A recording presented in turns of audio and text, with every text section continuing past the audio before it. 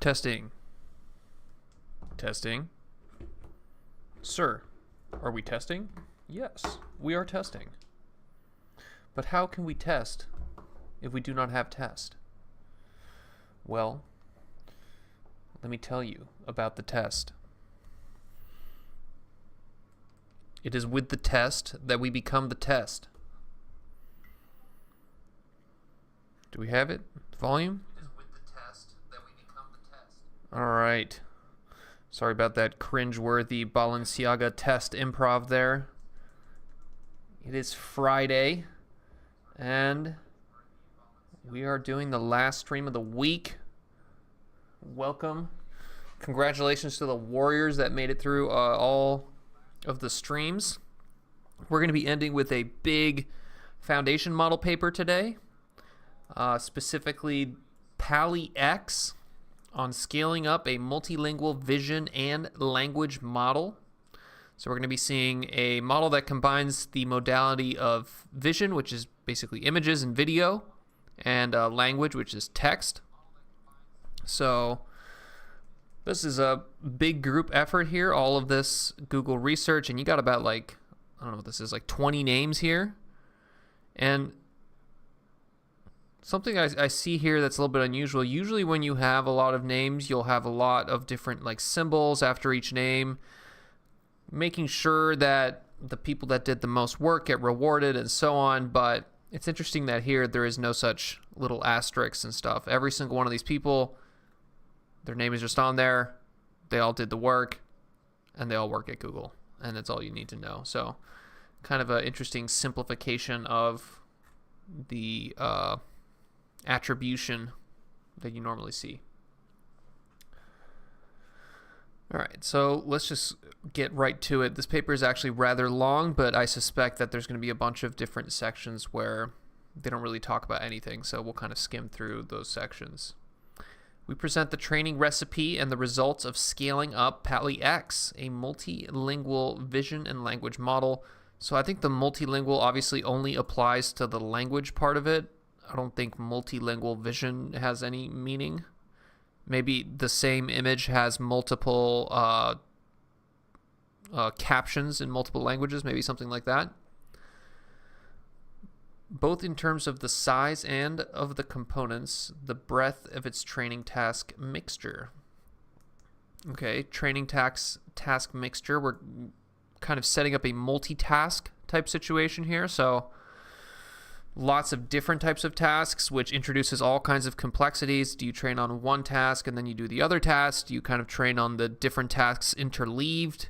Do you have different parts of the model that are trained on different tasks and then they get combined and then trained on a new task? The exact way to mix together these different tasks, often called the curriculum, is it's like an art. So we'll see what they do. Our model achieves new levels of performance on a wide range of varied and complex tasks, including image-based captioning.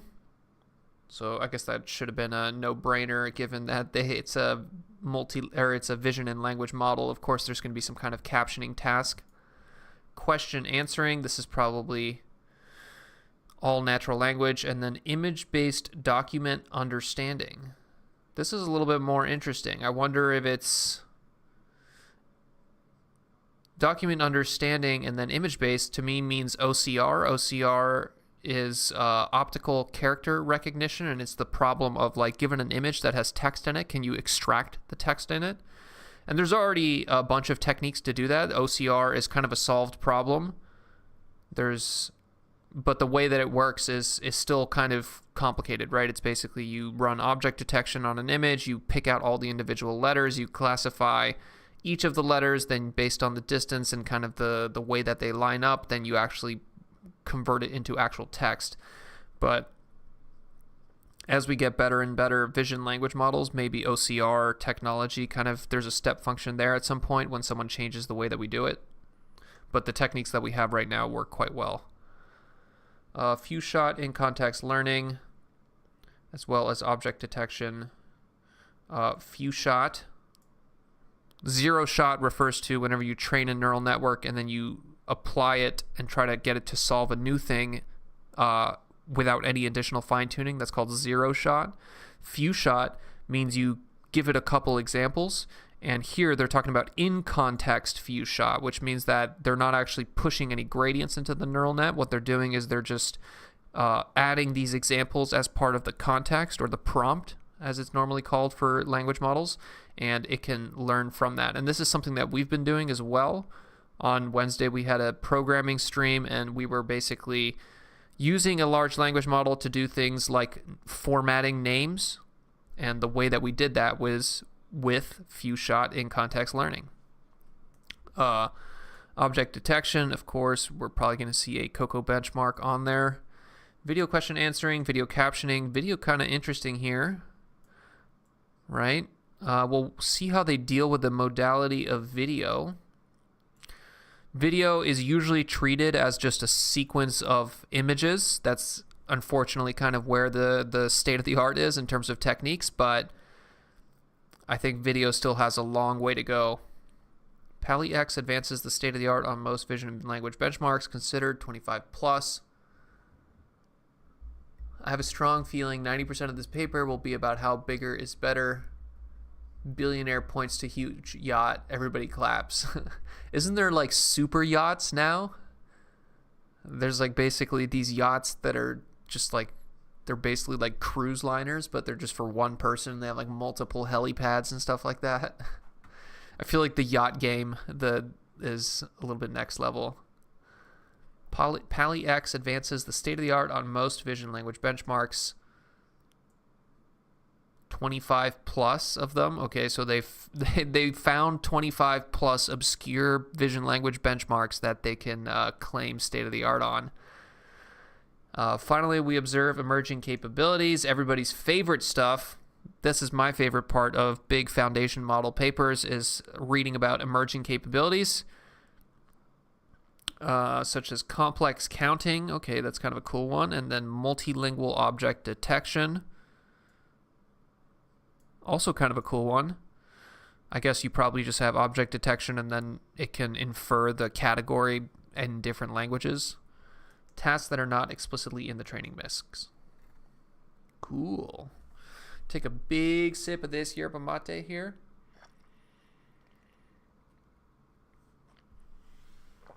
Dude, once you go yerba mate, you never go back. It's so good. Because not only does it have incredibly high caffeine, but it also has the L-theanine, so it's kind of like green tea in that way, where you get the energy, but you don't get the jitter. The success of scaling language models makes it... Let's see, these papers right here, how much do you want to bet these are all Google papers? Palm. So there you go, one Google paper. Oh no, here you go. Ilya Sutskever. This is an OpenAI paper. You got Glam. I don't know, maybe that's a Google paper. And then you have the Palm 2 technical report. So yeah, look at that.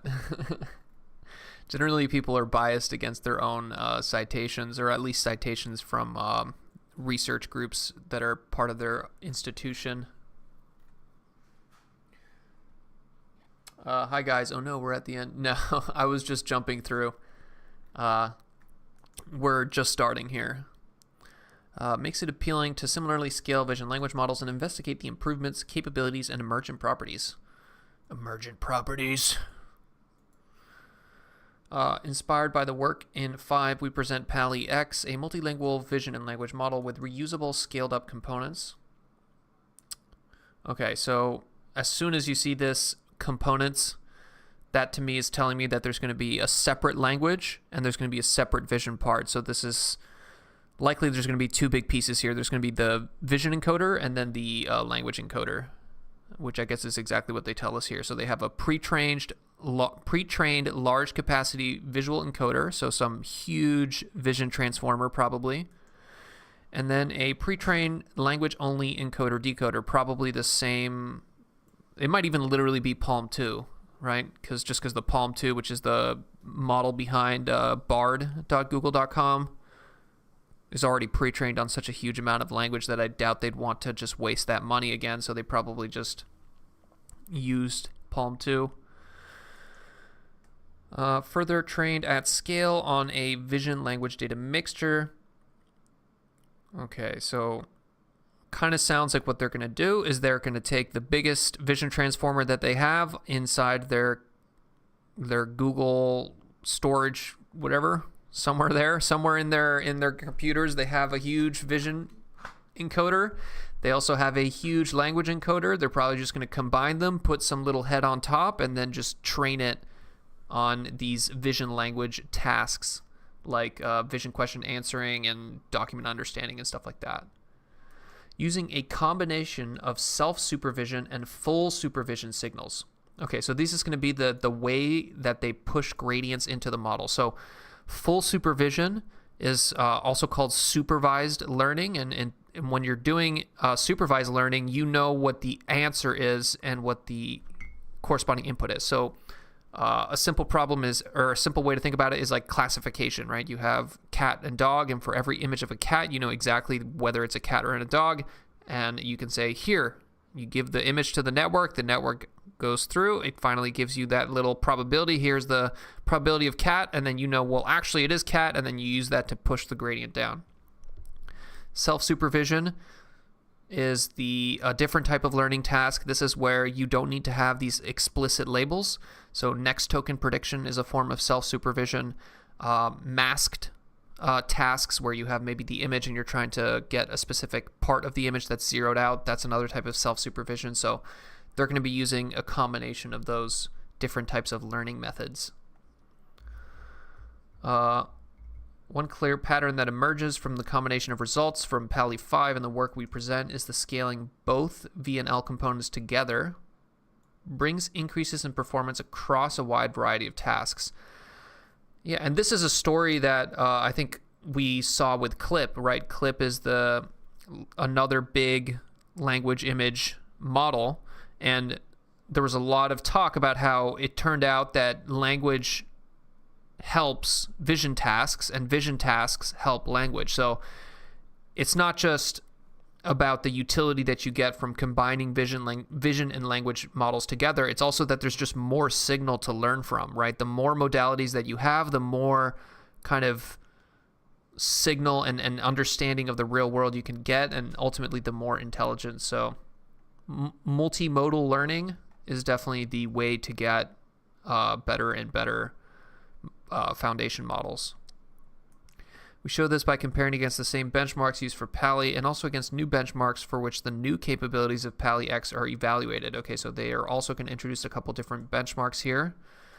Chart QA, AI 2D, Doc VQA, Infographic VQA, as well as video. So VQA is visual question answering. So it's like, here's a picture, here's a question, what's the answer to that?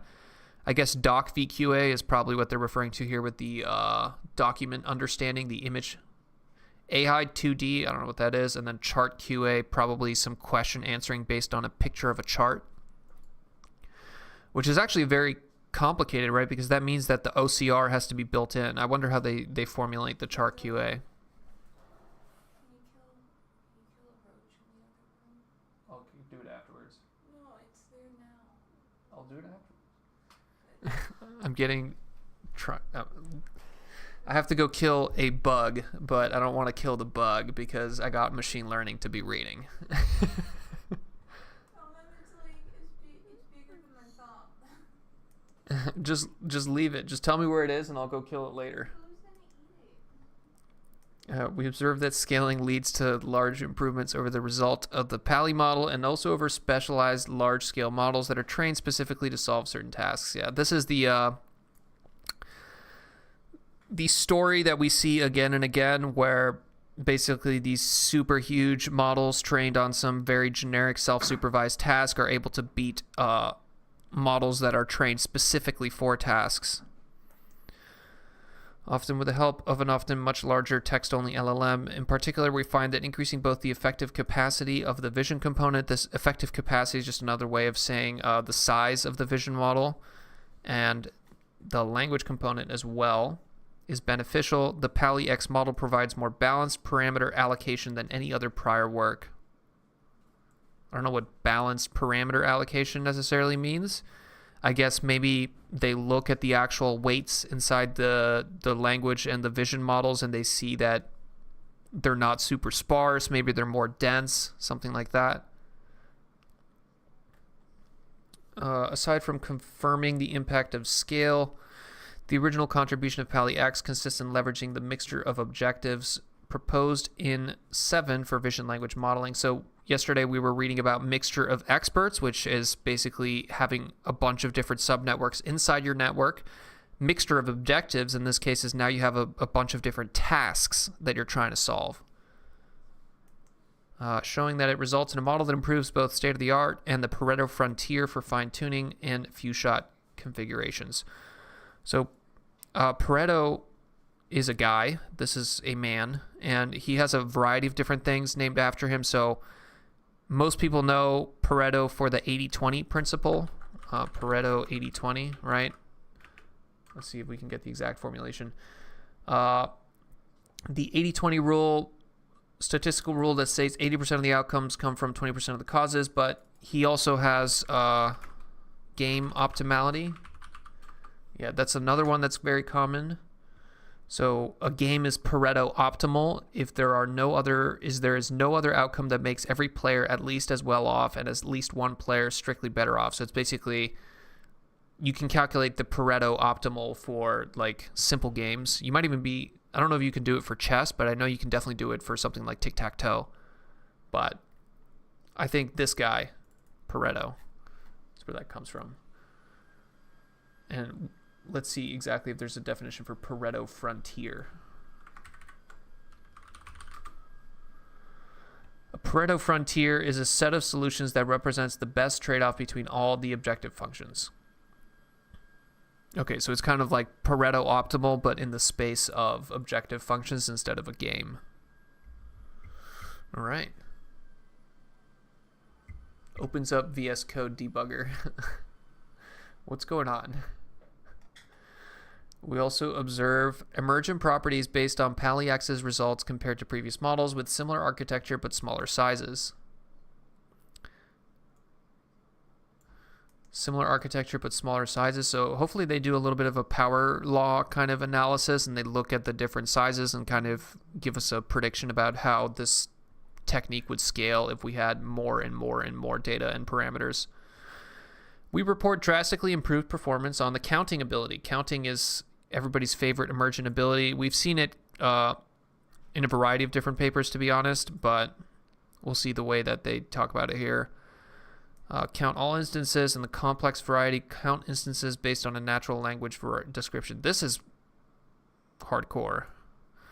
I've seen this, the plain variety, count all instances of a class. Like, hey, how many dogs are there in this picture? But I've never seen this where you can just like use a natural language description, somehow turn that into text tokens, somehow turn that text tokens into, I don't exactly know how this would actually be fed into a system like that. That are not attributable to training design. We present qualitative insights into the model's performance with an emphasis on multilingual transfer learning, such as the ability to detect objects using non-English labels. Multilingual transfer learning. Transfer learning is whenever you take a model that's been trained on one thing and you transfer its ability into a different thing, aka basically you just start pushing gradients with respect to a new task. And generally, this has always been an issue because if you train on A, then you train on B, it'll start to forget A, right? This kind of catastrophic forgetting situation.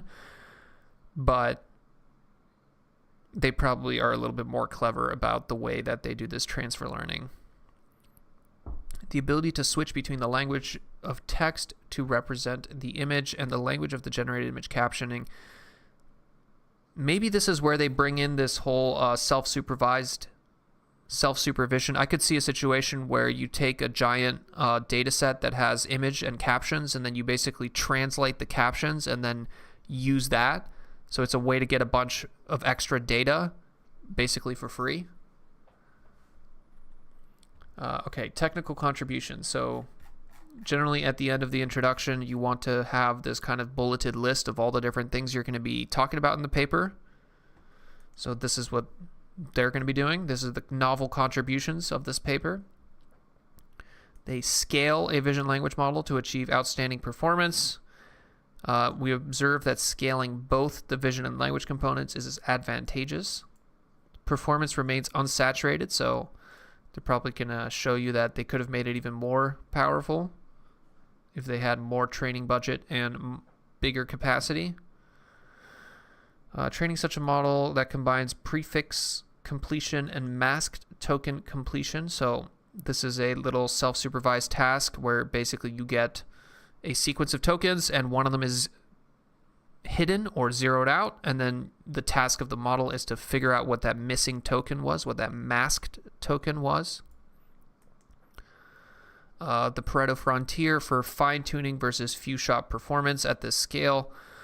So everybody's still trying to figure out whether we're going to be doing fine-tuning or whether we're going to be doing kind of in-context, few-shot learning, right? Like, what does this look like 10 years from now? Do we have one giant model and then we fine-tune it into like 100 different models depending on what the model's going to do? Or do we just have one giant model and then you kind of prompt engineer your way to a specific type of behavior?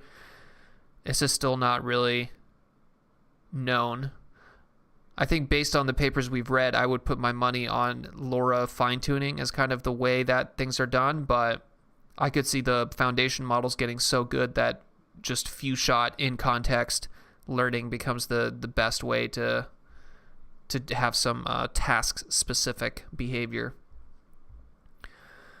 We show that a high-capacity vision encoder, high capacity here just means big size, right? Model capacity is just a fancy way of saying the size of the model, right? The capacity to learn.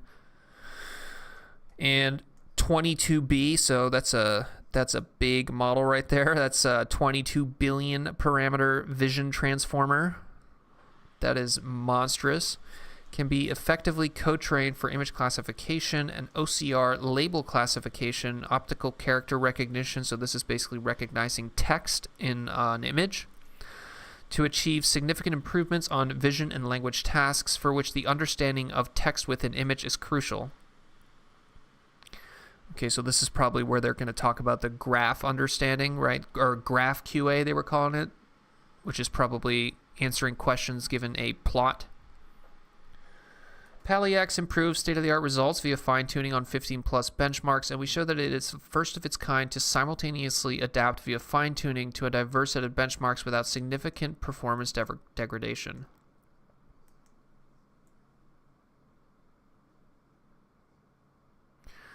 I mean, I don't know. I feel like if you read this, I feel like this applies to pretty much anything. I guess if you're a stickler about what first of its kind means, right? How many other giant vision language models are there in order to? But I would say people constantly do this. There's a million papers where people adapt a model with fine tuning. So I don't know. Maybe this fourth point is a little oversold. Similar to large language models such as GPT-4 and Palm, the benefit of scale has also been observed in recent vision and vision language models. Flamingo used a frozen language component and demonstrated the benefit of scaling up this part to 70 billion parameters. I think Flamingo was the DeepMind paper. Let me make sure about that. Flamingo. DeepMind. Yeah, so this is a little bit older now, but this is the DeepMind vision language model known as Flamingo. You might even have a lot of the similar people here. Max Barnett, Gabby Pearl, Emma Yusuf.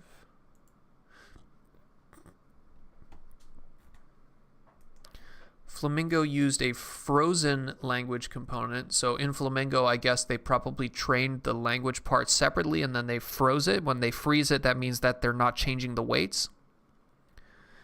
And demonstrated the benefit of scaling up this part to 70 billion parameters. So damn, even Flamingo was even bigger than that. Right? the VIT they use here is 22 bil, but the VIT... I guess no, never mind. Here they're talking about the language one. So The language model in Flamingo is 70B parameters, but the vision encoder is 435, which is significantly less. Okay. Git, on the other hand, explored scaling of the vision component up to 4.8 billion parameters with a 300 million parameter language decoder. Okay. So here they're comparing to two different works, Git and then Flamingo, and in one you had a huge language encoder, but it was frozen, and then you were using it to train a vision encoder that was significantly smaller. And then they reference another work here where they had a much bigger vision encoder and then a much smaller language decoder, probably the encoder as well. Pali explored jointly scaling up the vision and language component to 4B and 17B respectively. Okay, so we're seeing a bunch of related work here where people have tried to basically get the biggest possible vision encoder and the biggest possible language encoder. But it seems like this paper is going to be the biggest. Scaling both components benefits a wide range of vision language tasks. All these models took advantage of vision language unimodal pre-trained models as backbones to start multimodal training. So pretty much all these models, all this previous work, what they do is they start from a pre-trained vision model, they start from a pre-trained language model, and then they just push a little bit more gradients. Or in the case of Flamingo, they freeze the language and probably just push the gradients only into the vision model. We make use of a VIT22B specifically tuned for OCR to explore scaling. Okay. Large language models are sometimes able to solve new unseen tasks at inference as long as a few examples or shots are provided as input. So this is the in context. This is usually referred to as in-context learning. Followed up work proposed improved ways to split and prompt the shots, such as chain of thought or least to most prompting. So this is the thread of kind of research that has become known as prompt engineering, right? There's a bunch of papers on the chain of thought, but this weird kind of reality where adding extra text and basically forcing the model, and in chain of thought, the model output becomes the prompt for the next kind of step, right? So the model basically makes its own prompt, and surprisingly, it actually leads to a really big performance gain. I think there was actually an OpenAI paper this week where they more formally go into this chain of thought, and they show that you can basically drastically improve performance by having this kind of like think out loud kind of behavior where the model kind of populates its own prompt, and in that way gets even better performance. I don't know what least to most prompting is, but it's probably some kind of variant of that. So far, the vast majority of this work has been done in the context of language inputs. We explore multimodal in-context learning with pairs of images and captions. Ooh, okay, that's really cool. So, chain of thought has only been for language. But what if you have a chain of thought, but now you can actually put images and captions in there as well? So this is a very interesting idea. I don't think the model is going to be generative of images, though, so I don't know how that's going to work. Our work is aligned in the spirit of Flamingo that use interleaved image-text pairs in the same web page and in-context tuning during pre-training. I wonder what that means. We first group the image-text pairs by URL and split each group to a shot set and a target set. Then we use the few examples in the shot sets as input features to predict the examples in the target sets. Group the image text pair. So of course your data set is going to consist of image text pairs. That's what an image captioning data set is. But I don't know what grouping by the URL means. I guess maybe similar image text pairs are going to have similar URLs, and therefore you can kind of assume that they're potentially related.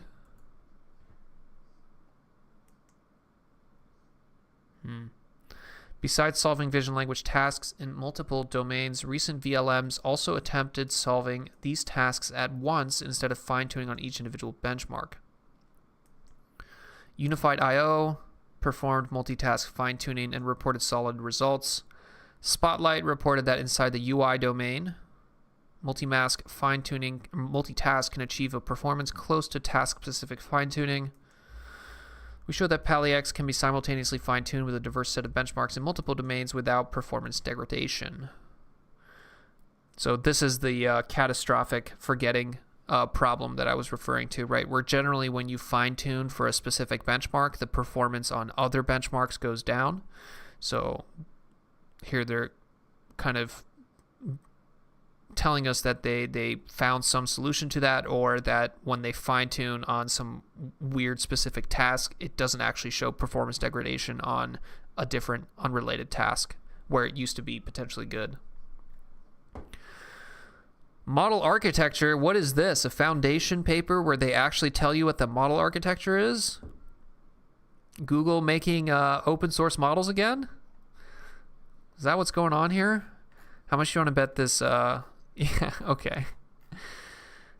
So all we got is 3 paragraphs. So they're probably not actually going to tell you the entire model architecture. They're just going to tell you the rough size of it. The Pali X model architecture follows the encoder-decoder architecture. Images are processed by a VIT encoder. VIT is a vision transformer. A vision transformer is basically just a transformer that takes in an image, and the way that it takes in the image is it breaks up the image into these little patches, and then each of those patches kind of get read as if they were a sentence, right? The transformer just thinks everything is a sequence, even an image. With the resulting visual embeddings fed to an encoder-decoder backbone. Encoder-decoder, so the basic idea of an encoder and a decoder is an encoder is something that encodes knowledge. So it takes a kind of a high dimensional input, like anything, right? Any kind of information that's in a higher amount, larger amount of variables, you know, and then it encodes it into a smaller compressed representation.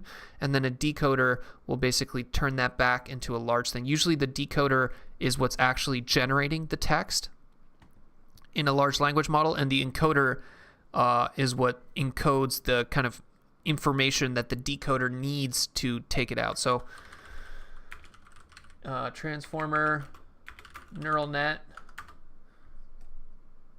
So everybody's favorite transformer picture here. So in this famous picture now, this part here is the encoder, right? And this part here is the decoder. And in the original transformer paper, it was a translation model. So it was translating a sentence in English into a sentence in, I don't know, Romanian or something like that. So what the encoder was doing is it's basically reading the sentence in English, and then the decoder is trying to predict the sentence in Romanian. So obviously the encoder is trying to take all the information in that English sentence and kind of give it in such a way that the decoder can use that information to properly translate.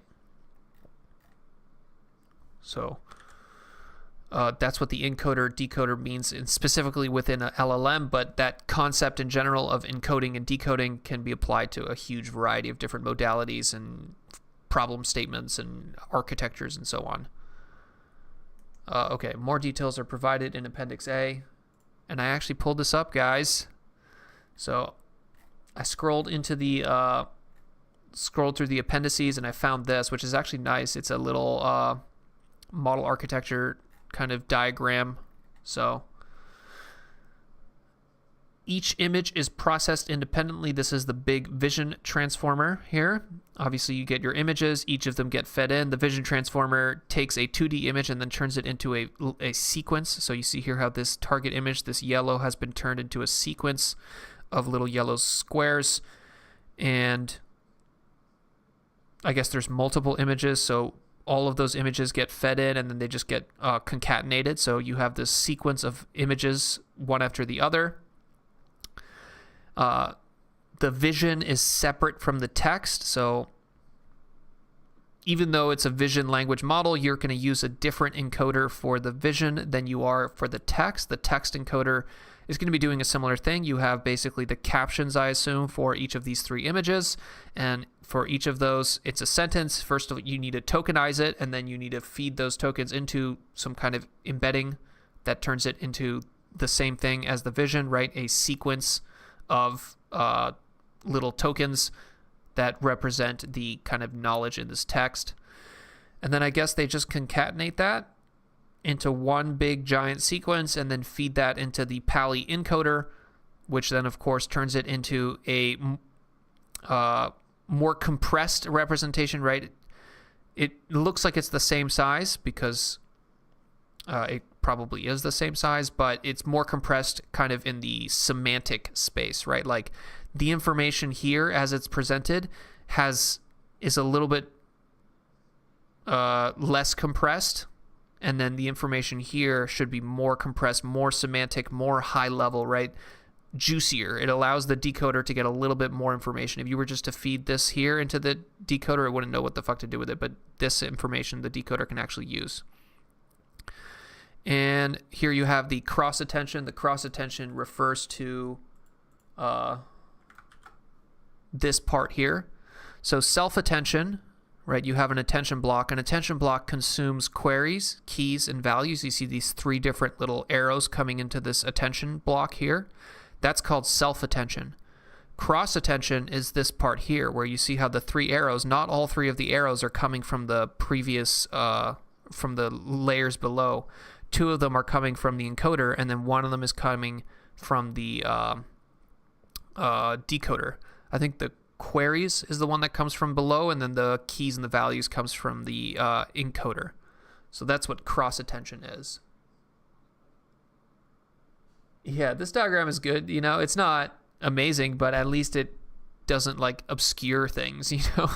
I felt like the diagrams yesterday were bad because they just like hid things from you, right? Like they would have just like hidden this encoder, and they would have just shown you this VIT22B directly feeding into the decoder. But at least here they're just kind of showing you the basic parts, and all of it is there, so you can get a kind of good idea. So this decoder, of course, it has a cross attention with whatever's coming in through this encoder. It has some decoder tokens, and then it outputs the tokens, which are probably the answer to this vision question task. I don't exactly know what the task is just yet, but it seems like it's like multiple images, each with some corresponding text, and then you probably have to answer some question, right? So the decoder here might even be the question, or the stuff here might be the question, and the stuff here might be the answer. Okay. So that's the rough model architecture. Of course, they're not going to tell you exactly what this VIT22B is like, or what this text embedding, or what this Pali encoder. I think, you know, Google's Google. They're going to be a little bit more closed source now. So all you get to know is that this giant encoder, which is probably a bunch of transformers, but there's probably all kinds of little tricks and variations that they added over this. But as far as we're going to get to know, we just don't know anything. We're just going to get this big gray block called the Pali encoder and a big gray block called the Pali decoder. Our visual backbone is scaled to 22 billion parameters as introduced by 6. Very big. The largest dense VIT model to date. So what do they mean by dense? So you can have a sparse model. So a sparse model means that most of the weights of your model are 0. So this is a paper that I've brought up before, but I had actually the chance to talk to this dude when he actually presented this at the conference. I forget what conference this was, but I was like literally there, and I got to talk to this dude, and this was like a really interesting idea where wow, this paper doesn't have a picture that I want. But basically, it turns out that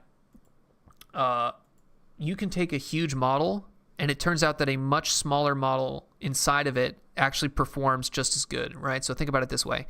Here you have a neural network, and you can see how it's fully connected. Every single neuron connects to pretty much every single neuron in the layer of ahead of it.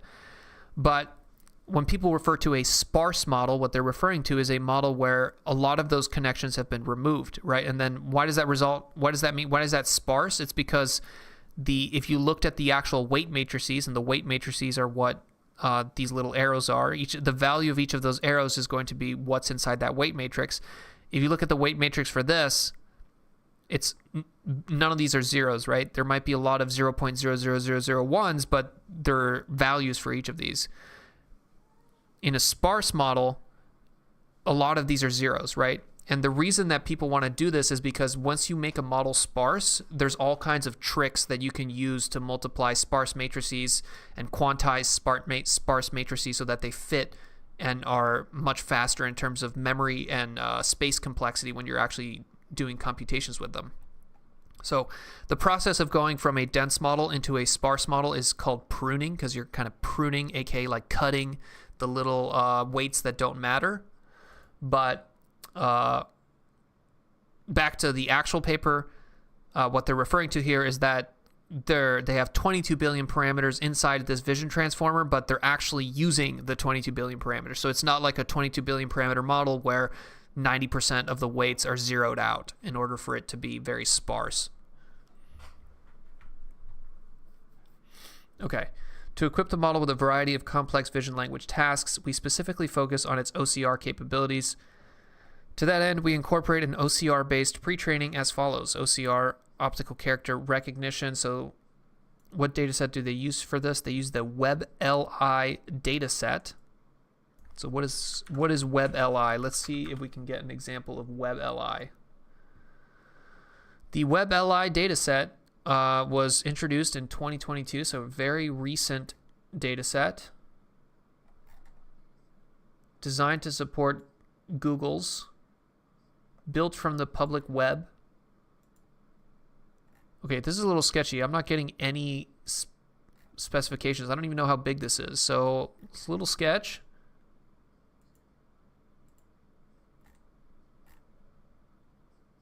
Okay, so WebLI dataset. Okay, this is what it looks like. So free stock photo of Matrix and Sidekick. OCR card telecom. So it's basically like pictures, and then like any text in the picture has the associated text as the label. And then we can see how it's very multilingual. Most of the data set is English, but you have a bunch of other languages here as well. You have Japanese, Chinese, so on. Okay, and actually here they're showing you the relative size of the data set. So just to give you an idea, WebLI OCR 29 billion examples versus the clip data set 400 million. This is fucking huge. Image text pair counts. This is like orders of magnitude bigger than the clip data set, which is actually huge. Okay, they're annotated with OCR text detected by a GCP Vision API. This is a Google Cloud platform. This is Google's cloud offering. And what they're referring to here is that the OCR, the optical character recognition, aka the labels for this, right? So the actual labels are probably just detected using a already existing OCR algorithm. So OCR, like I said, is kind of already solved. Like there's all kinds of existing ways to detect the characters and letters and words inside a image, and they work pretty good. So you can use that to label the data set, and then they're going to use that data set to try to train the OCR behavior inside a vision transformer without using the techniques that people use now, where they actually kind of like use an object detector and then classify each of the letters. The encoder is then further pre-trained with a mixture of the original JFT-based classification task and new OCR-based classification task, whether or not a given token occurred in the image according to the OCR results. Okay, so this is kind of interesting because normally the way that OCR works is basically character by character. So every single character, like J is different than O, is different than Y, is different than E, is different than U. So generally optical character recognition pipelines will pick out individual characters. But the way that they're describing it here is they're saying token. So they're they're talking about text tokens, and text tokens are different. The way that text tokens usually work, it's like little chunks of the sentence. So maybe JOY would be one token, and then EUX would be a different token. Maybe the word Noel is a single token. So that's a little bit more interesting. They're doing classification for the OCR, but it's based on the token, not the character. See Appendix A for additional details on the visual component. I think this is it. No, I'm going to stay here. Pali X is designed to take n greater than or equal to 1 images as input. Okay, so multiple images, multiple input images, which is what we saw here, right? We see that VITB32 or 22B, you're getting multiple images in. So the yellow, the blue, and the green are all 3 separate images. And then the VITB just basically treats them as 3 separate images, and then you concatenate the sequences that come out. With tasks solving a single image and then the n equals 1 case. For n greater than 1, each image is independently processed by the VIT module, and then the patch level embeddings coming out to the VIT are flattened and concatenated into the visual input, which is exactly what we see here. Flattened and concatenation. And one of the things I don't like about this is that the ordering is very important, right? You're kind of putting in a prior. There's this kind of like prior that you're putting in that this image, this yellow image is closer to the blue image, which is closer to the green image, right? There's this kind of like ordering that you're introducing that may or may not be a good thing. Note that similar to the single image case, there's no pooling over the spatial dimensions before visual embeddings are aggregated over the temporal dimensions. Okay, so pooling is a operation that is generally done in convolutional neural nets, and it's a way of reducing the total amount of features, basically. So there's different types of pooling. There's max pooling and average pooling.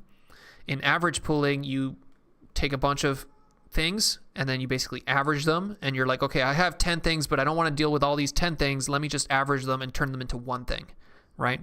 And this is why you see pooling in the very last layer of a convnet usually, because it basically, if you were to take the last layer of a convnet and flatten it and try to put it and try to feed that flattened vector into a fully connected neural net, which is usually the case, or fully connected multi-layer perceptron, which is usually what's at the very top of a convnet, there would be a lot of numbers there, right? Too many numbers.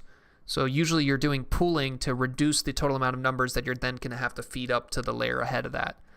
But here they're saying they're doing no pooling. Before visual embeddings are aggregated over the temporal dimension, for an n frame input with k patches per frame. So patches here refers to the fact that a vision transformer cuts up an image into these little patches. The resulting visual input has n by k tokens. So here in this example here, the image is broken up into 4 patches. So you see how each image has 4 patches. That's what the k is. So in this example, k equals 4, and then n equals 3. So the total amount of patches you have is 4 times 3, which is 12. Or tokens, sorry. They're calling them tokens once they actually get here. But tokens and patches are basically the same thing. Overall model. The encoder-decoder backbone is initialized from a variant of the UL2 encoder-decoder model. Okay, so this is the actual language model that they're using, which uses 32 billion parameters, which is hardcore. Okay, so now we know that the vision model is 22 billion, the language model is 32 billion. This is a lot of parameters. The architecture of this variant has 50 layers in both the encoder and the decoder. That is a lot of layers as well. So the layers refers to this. So here's one layer. Usually one layer would be basically an multi-head attention block, and then you would have your feed forward just little neural net there, and then this entire thing is one. And then they're saying they have 50 of those in a row. So you see this n times, you would have 50 times this block, is what they're telling you here when they're saying it has 50 layers in both the encoder and the decoder. And this is an increase from 32 layers. So in their previous work, they had 32 layers. They went up to 50 layers. And is pre-trained on a mixture of text data similar to 7. The visual embeddings, after going through a projection layer, are concatenated with the token embeddings from the text input and are fed to the encoder-decoder backbone. So this is the U2L model here, which is what they're saying, or UL2 model, which is a giant 32 billion parameter transformer with 50 layers. And that's how they're getting this here, these little tokens, text tokens. And then they combine the text tokens with the text tokens with the image tokens, and the combination is literally just concatenating, and then they feed all of that into the encoder. Most of the pre-training task, with the exception of the masked image token task, predicts text-only output from this multimodal input. The text input to the model typically consists of a prompt that marks what type of task it is. Generate caption in Lang. Okay, so they're saying that's what the prompt is. And encode necessary textual input for the task. For tasks that need OCR capabilities, we experiment with either relying solely on the text encoding capabilities of the Vision encoder, or optionally using tokens extracted by an upstream OCR system fed as additional inputs. So here they're basically saying, okay, well, let's say we have an image and that image has text. Well, one thing we can do is we can just give the image to the Vision transformer, and then hopefully the Vision transformer can put the text in the image, can basically take that information that's in the text, which is part of the image, and that information is somewhere inside these image tokens here, right? It's not explicitly there. It's not like I can say, okay, this token here corresponds to the text in the image, but the information should be there somewhere, right? It's going to be obviously in a way that is impossible to understand as a human, but like what they're saying here is, okay, do we want to rely on the fact that this Vision encoder is putting that information somewhere here, or do we want to be more explicit about it and say, okay, let's use like just a generic OCR system that takes the image, gets the actual text tokens, and then feeds those text tokens into the actual text language model. Obviously, I feel like this second one is going to be better in terms of actual performance, but if they can get this first one to work, that would be way cooler, right? If they get rid of the need to have explicit OCR, that's a big win, right? You don't have to have kind of these explicit OCR systems anymore. If your Vision model has the emergent property that it can basically encode text into the image tokens.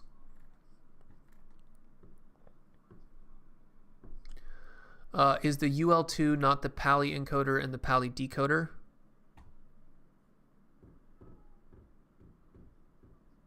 Let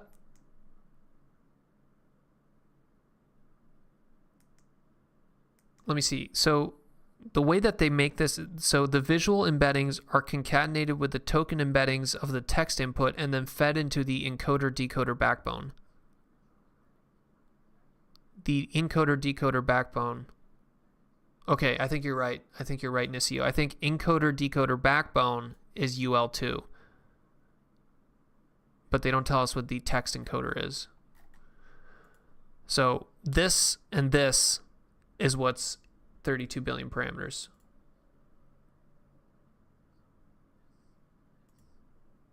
And this is what has 50 layers. 50 layers, 50 layers. Each of them has 50 layers. But then that means that they really haven't told us shit about what this text encoder is.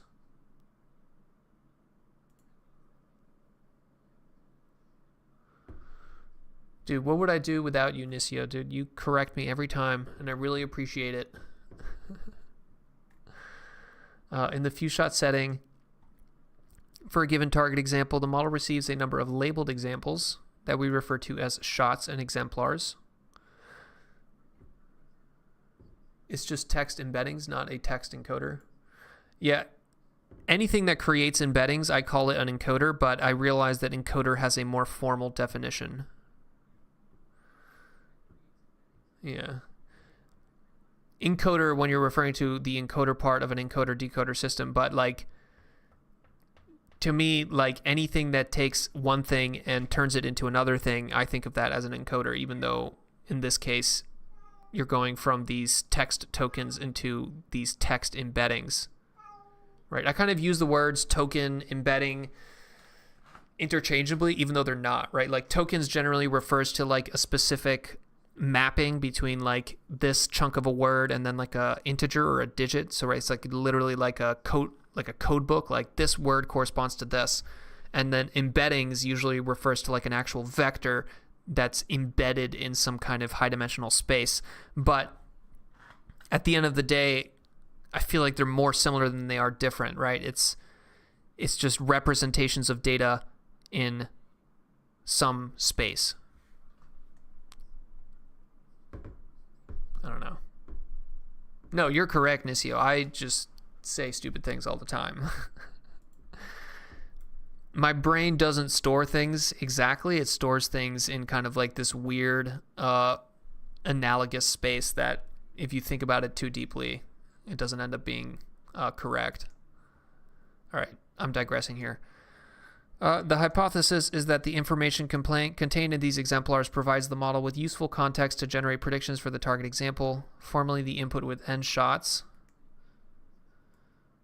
is a sequence T1, Tn, I1, In, It, where T to Tn and I1 to In are the text and the images.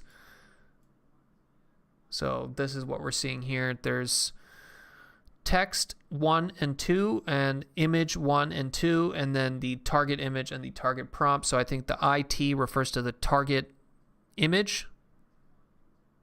TT refers to the target prompt or the target text. And then I1 through N and T1 through N are the few shot examples that they're calling here, the shots dash exemplars. So here you have 2 shots and then you have 1 target or 1 prompt and 1 image and then 2 shot images. Pali X processes this input as follows. All images, including the target one, are first independently processed by the visual encoder. The resulting patch level embeddings are flattened and concatenated to form the visual input sequence. After going through a projection layer, they are concatenated with the text embeddings to form the multimodal input sequence used by the encoder. So it's multimodal because the encoder receives these tokens or these embeddings, and some of these embeddings are coming from this text embedding model, and some of these embeddings are coming from this vision embedding, or vision encoder is also what I call it, right? So technically these embeddings, even though they're all shown as little red squares here, some of them represent text data and some of them represent vision data, right? So that's the multimodal input sequence, and that sequence is what the encoder eats, and then the encoder will poop out this sequence here, which is what the decoder eats. We implement additional optimizations, including distributing the exemplar between the encoder and the decoder and a attention reweighting mechanism.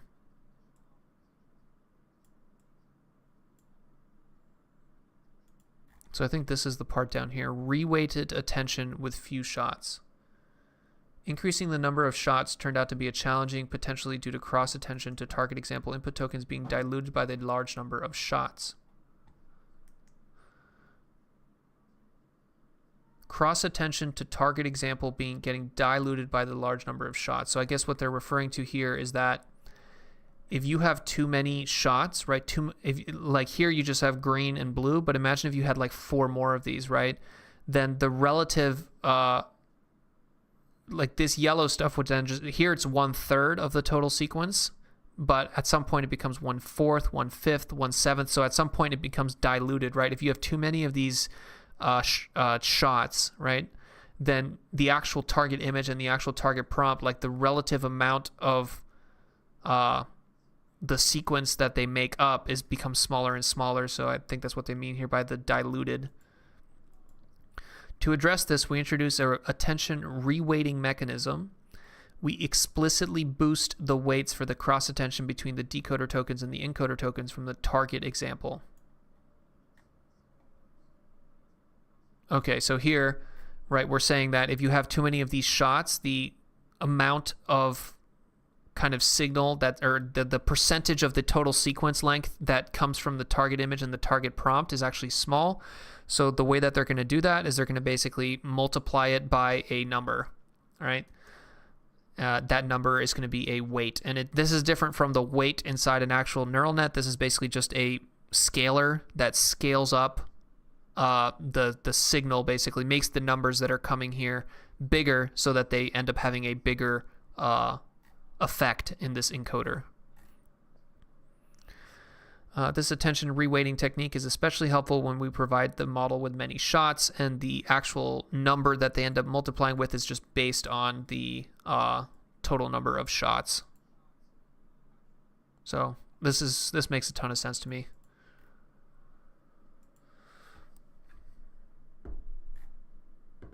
All right.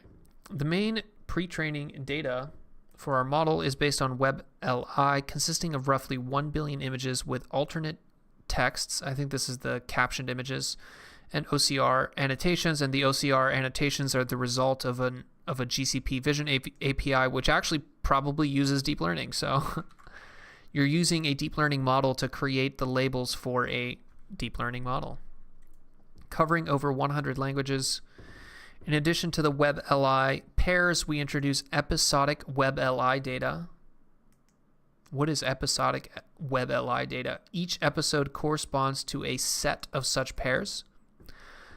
Okay, so the WebLI is just pairs of just here's an image and here's the text that corresponds to that image. But they want to turn it into this kind of like multi-shot kind of thing they have going on here, right? Where they basically have, it's not just one image and one text, but it's like multiple images with each multiple corresponding text.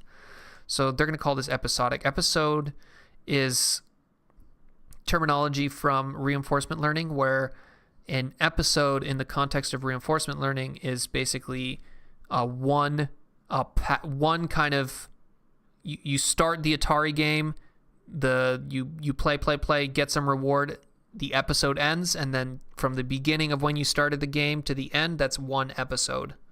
And the episode, what is an episode is going to change depending on the environment. And here they're saying that an episode corresponds to a set of pairs, right? So some set, I don't know, maybe 3, 4, 5 of image text pairs that somehow have some kind of like natural ordering, you know? We don't really know what that ordering is going to be, but we aim to have each episode contain loosely related images clustered according to their URL field.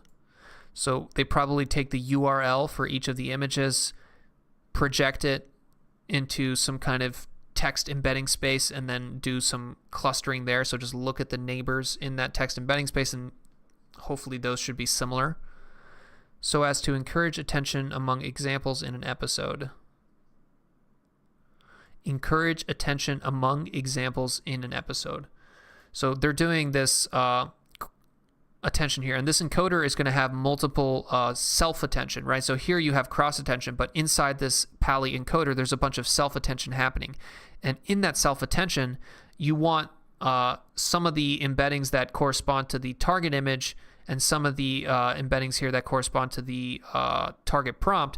You want there to be kind of attention between all of these. You want some of these blue things to be paying attention to some of these green things, some of these yellow things to be paying attention to some of these blue things, right? You want mixing there. You want to encourage attention between the different examples in the episode, where the episode is basically the choice of the three things here. We find this new data set, which has 75 million episodes and around 400 million images in total, important for developing. This is a little weird. So actually, here in the researchgate.net website for the WebLI dataset, they mentioned that they have 29 billion pairs, but then you come here and they say that they have 400 images total. 400 million. So that's a little confusing there. I don't know what the actual size of this is. I don't know if they just aggressively filtered it in order to only have 400 million, or whether that's the actual size. I don't know. Maybe one of you guys can let me know. The pre-training mixture consists of the following data and objectives. Span corruption on text-only data. The fuck is span corruption? Split captioning. Oh, okay. I think this might be a self-supervised task where you corrupt 15% of the tokens. So 15% of these tokens get corrupted, and then the task is to basically recreate. So it's kind of like a masked task where you're masking out part of it, or in this case, I guess, corrupting it, and then trying to recover it. That would be my guess. Split captioning. I don't know what that is. Captioning on CC3M. On native and translated alt text data. So this is kind of what we predicted that they would be doing. They would be translating the image captions and then basically doing it multi-language so that it can deal with all languages at the same time. Split OCR, visual question answering, using the VQ squared A. So I guess this is a method for generating pairs of image, question, and answer, right? So this would be the image, this would probably be the question, and then the answer would be what the actual decoder has to output. Visual question generation, visual question answering objective over image question answer using the object aware method. This is a lot of crap, like holy crap. Look, these are all different tasks. Pre-training mixture. So they don't even tell you what the curriculum here is. So that is crazy. So generally, in any kind of learning where you have this kind of multitask, you have to define what the curriculum is, right? Like, how are you going to interweave these different tasks during the training such that it doesn't forget about other tasks and such that it learns something that works well for all tasks, right? It generalizes to all tasks. So unfortunately, I don't think we're going to get that in this paper. I don't think they're going to tell us exactly how they weave and kind of define this mixture over the course of pre-training, but they are going to tell us all the different things that they did, but these is a lot of different pre-training tasks. It seems to be just a bunch of different variants of vision question answering, though. VQACC3M. Targeting page layout using screenshot images paired with DOM tree representation of HTML pages. Captioning on short video data using the VTP data, 4 frames per video. Okay. This is interesting. So in the abstract, we saw that they were talking about video, right? And I was like, okay, well, how are they going to do video, right? Because video is pretty complicated. It's different from images. So how are they going to do the video? They just told you how they're going to do the video. The way that they're going to do the video is that they're basically going to do 4 images, 4 frames per video. I don't know. You tell me, does 4 frames count as a video? If you just take a video and then cut it into 4 frames and then feed those 4 frames like this, you know, that's clever. I think that makes sense now, because the way that they formulated this kind of like multi-shot, we can give multiple images and multiple text. That means that you can now just handle videos just natively. So it's kind of clever that they did that. Object detection objective, whereby an OWL VIT model is used to annotate WebLI images, resulting in hundreds of pseudo-object labels and bounding boxes per image. This is L14 is the size of the vision transformer here. So this is L is probably stands for large, and then 14 stands for the number of patches in the VIT here. Hundreds of pseudo-object labels and bounding boxes. Bounding boxes are those little squares that you see when you see object detection tasks, and object labels probably going to be limited to English, and then maybe they translate them. I don't know. Image token prediction objective, where we tokenize WebLI images using a VIT VQ GAN with a patch size of 16 by 16. This objective is framed as a 2D masked token task.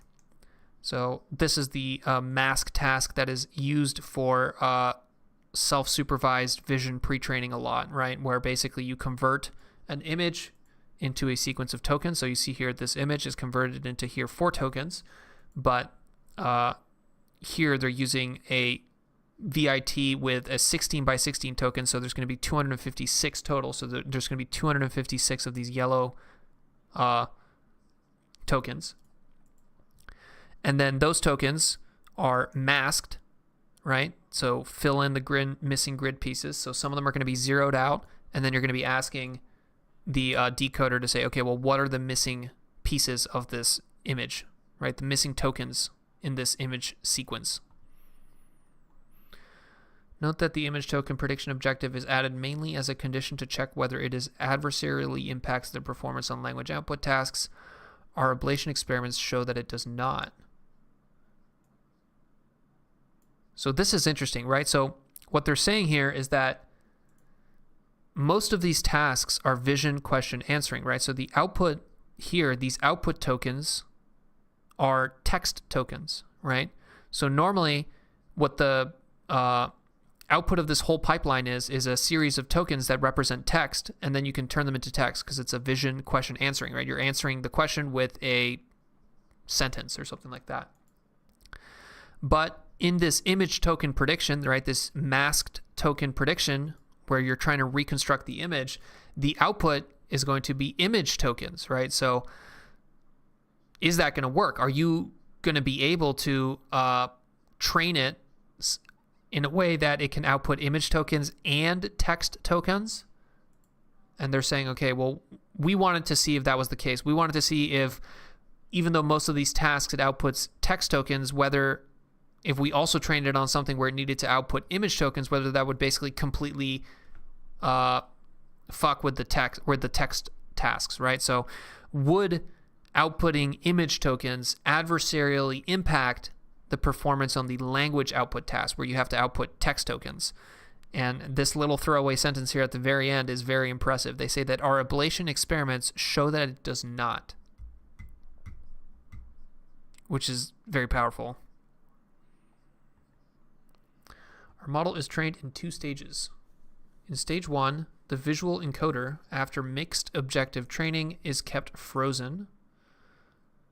2-stage training. First stage, you get the vision encoder and you freeze it. And then the rest of the parameters are trained on a total of 2.2 billion examples as the base resolution of 224 by 224, native to VIT 220B. So they're telling you here the resolution of VIT 22B, which is 224 by 224. That's a good choice, you know. I think they probably were tempted to have a higher resolution, right? This is the height and width of the image, but they decided to keep it at 224 by 224. In stage 2, it continues training using only the OCR related objectives plus the object detection objective. This is done in several substages in which the image resolution is gradually increased to 448, 672, and 756. So they're slowly increasing the size of the image in stage 2.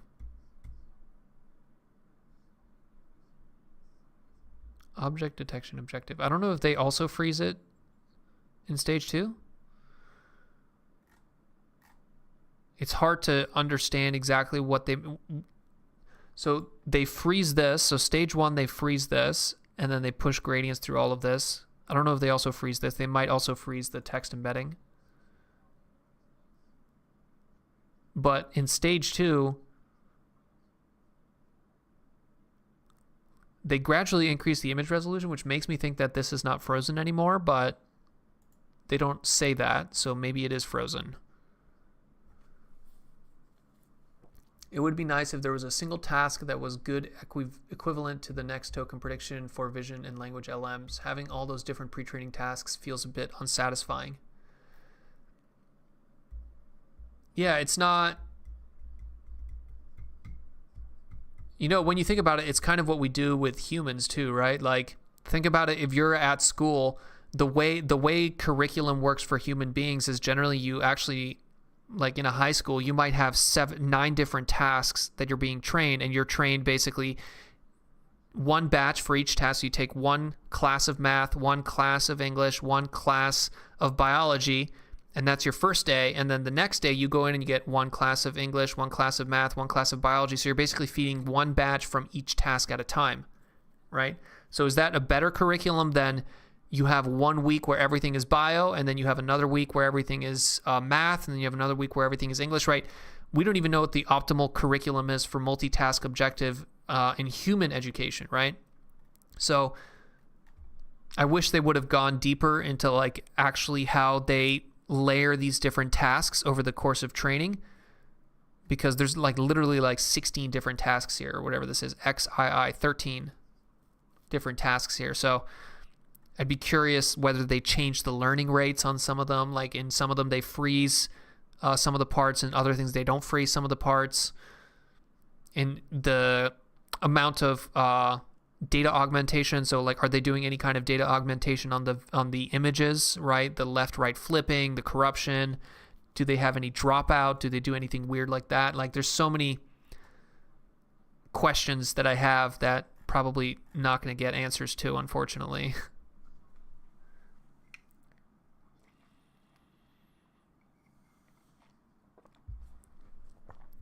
All right.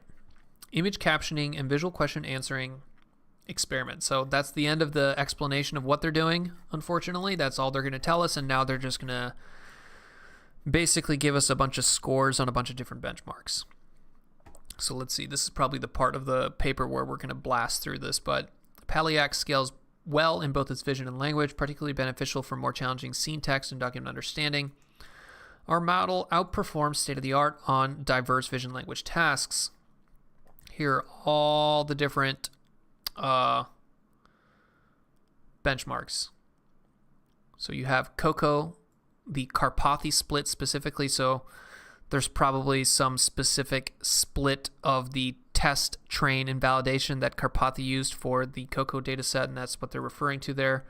No caps, text caps, VizWiz cap, screen to words, widget cap, VQA V2, OK VQA, Tally QA, text VQA, VizWiz VQA, ST VQA, OCR VQA, infographic VQA, doc VQA, AI2D, chart QA, oven, and InfoSeek. How about that? These tasks span a wide range of visual domains, from natural language illustrations to documents and user interfaces. And they also include results of multilingual captioning on XM3600. Which one of these is the coolest sounding? I like the VizWiz VQA. That one had the coolest ring. Pali X with a frozen VIT22B. So this is the step 1 that they're referring to here. In stage 1, the vision encoder is kept frozen. The learning rate follows a linear decay from initial value of 1E4 for all fine-tuning experiments. Okay, so actually this is the pre-training. So the pre-training, they freeze the VIT22B, and then when they fine-tune, they also freeze the VIT22B. So it actually looks like the VIT22B doesn't have any kind of language task gradient getting pushed into it, which is a little bit weird. But when they fine-tune, they start from a learning rate of 1e to the -4, and then they go down. So you see that linear decay. So over the course of the fine-tuning, you decrease that.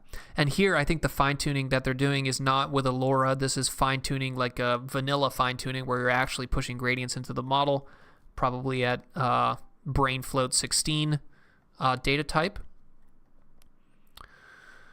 And then here are the actual numbers. So I don't really know what 66 versus 64 is in terms of the OK VQA, but these numbers seem about on par. 145, 138, 149, 86, 81. I don't know, these numbers seem a little bit similar. What do we got here? Benchmarks on text understanding. What the fuck is SOA?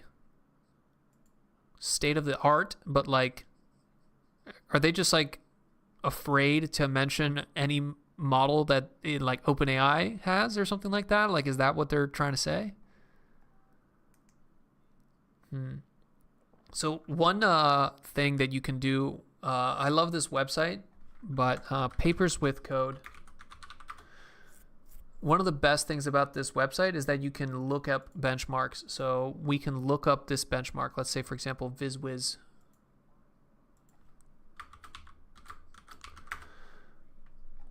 From VizWiz. So you can click on a paper and then it'll tell you, here you go, VizWiz as the data set. And then here you go, here's the image captioning VizWiz benchmark. So this shows you, down here you have, in the x-axis you have time. And then you have, I guess, the score. So VizWiz, a higher CIDR score. And then you can see all the different models and the scores that they got. So right now, the current best model is IBM Research AI with a score of 80. And you can go here and you can get the year. So I love Papers with Code for this reason, where they have basically these very nice benchmarks. But what are we getting for VizWiz Cap? 122? That doesn't seem right. Yeah, VizWiz VQA, this is the one that you want. So state of the art is 70.7. Is that correct? Is that what we find here? That is not what we find here. The state of the art is 80.67. So I don't know. One of these things is not correct. Or maybe Papers with Code is outdated, or maybe CIDR is not the right way to measure this. There's a bunch of different, what the fuck is this? Rouge? B1, B2, Spice? Yeah, it might be this one. 72.48? 70.7? No. Okay. There's so many variants of all these different benchmarks that this is probably not the exact VizWiz version that they're using.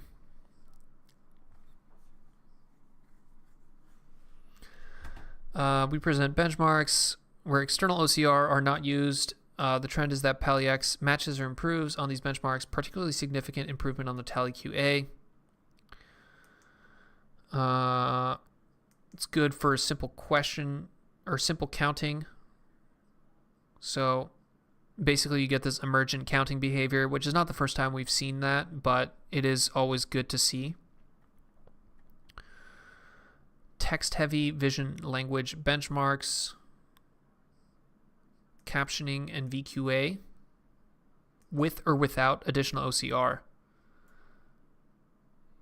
So that is the most impressive part of it to me, is that this vision model is able to encode the text in an image without explicit OCR. So additional OCR input means that they would take the image, they would extract the text, and then they would feed the text up here into the text part of the model. But the fact that they're able to get the information that's in that text without explicitly taking it out. So this vision transformer, when it cuts it up into these patches, it can somehow extract the text out of those patches. Like, not the text itself, but like the semantic meaning behind that text. That's fucking crazy, because the patches of a vision transformer are not intelligent at all, right? So like, it's very likely that whenever you break up an image into a bunch of patches, right? Like in this case, they're breaking it up into 16 by 16, so 256 total patches. How likely is it that each of those patches contains the entire letter or the entire word? It's actually very unlikely, right? Each of those patches probably has like a little piece of a letter, right? So the fact that you're able to do that, it's able to take that information and put it inside the actual image tokens. That's still very intense for me. Like, I feel like that's not intense, impressive. Okay, being able to have the text choices as inputs compares with the previous, able to render the text on the image, but it does not explain all the improvements. If a question-only configuration achieves blah, blah, blah. Having access to OCR text extracted by an external OCR pipeline boost performance. Well, wait a second. Which one was it? Is it doesn't matter or it does matter? Pali X end-to-end performance when using its intrinsic OCR capability is close to that leveraging additional OCR input. A common feature, intrinsic OCR capability, refers to what I keep mentioning here, the fact that it's kind of somehow intrinsically encoding the semantic knowledge or the semantic information in the text into these image tokens. A common feature for these benchmarks is they have well-oriented text with reasonably large font sizes. Okay, yeah, I'd be curious whether this works if you have like a rotated diagonal text. Maybe it doesn't work as well. For tasks involving scene text in natural language or very high density, results in still highlight clear benefits. Multitask fine-tuning. We simultaneously fine-tune and evaluate the pre-trained checkpoints on multiple benchmarks belonging to the same category. We deduplicate every training set over the test set of every task in the mixture to prevent the leakage of any test set examples into the mixed training set.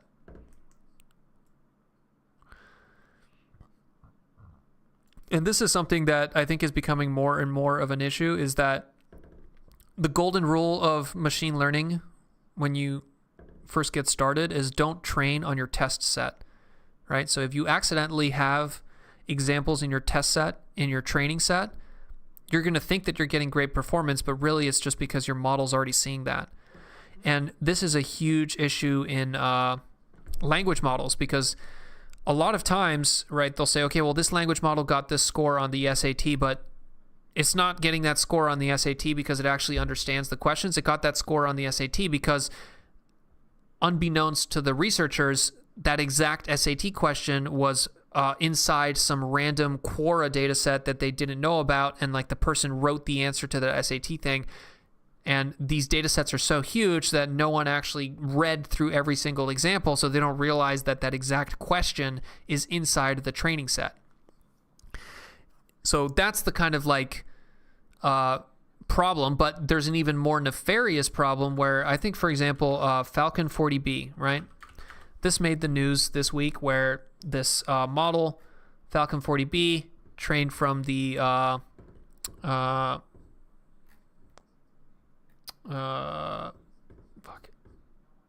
Sorry, I'm like brain farting here. This is the Saudi Arabia University, I think. Technology Innovation Institute. They're making it sound like it's an international thing, but I'm pretty sure it's just Saudi Arabia. But they trained a large language model called Falcon 40B, and it performed very well on a bunch of benchmarks. And people were like, oh, wow, it's the new model. It has been trained on, or it beats all the other things on these benchmarks. But here's the real question. How do you know these guys didn't just train on those benchmarks? How do you know that they separated out the data? How do you know that they didn't just put in the test set into their train set so that they could get good performance on that test set, and then they could basically make a bunch of money? So I think previously, right, when machine learning was all just being done for academic reasons, then people were generally genuous, right? They made sure to not train on the test set. But nowadays, when there's so much money involved and it's so important just from a geopolitical standpoint to have a fucking good large language model that's trained by your nation or an institution in your nation, the incentive for kind of cheating these benchmarks and training on the benchmarks, secretly training on the benchmarks, overfitting to specific benchmarks, that incentive is so high now that I don't trust these models anymore. Like, this model, very likely, they probably trained it on the same SAT questions that are in the benchmarks that they're using to evaluate these. It's a little bit of a conspiracy theory, but I would not be surprised because there's just so much money involved at this point that it's very dicey. All right, I'll get off my soapbox.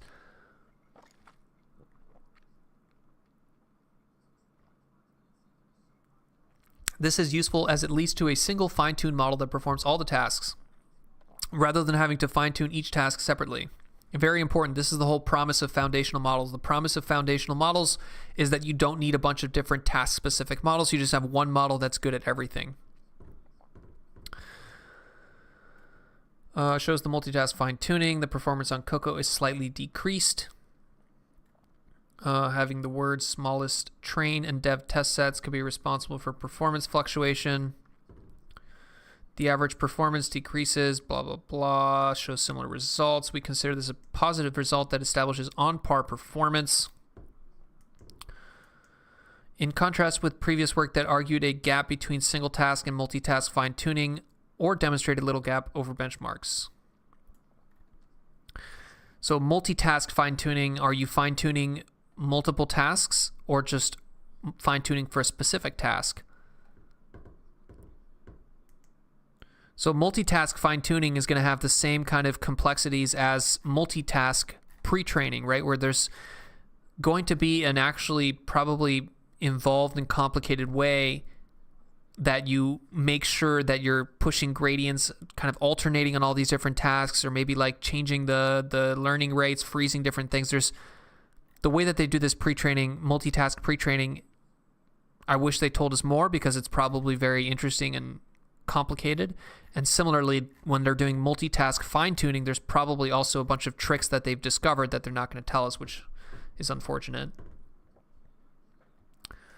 But you see here single task fine-tuning versus multitask fine-tuning. So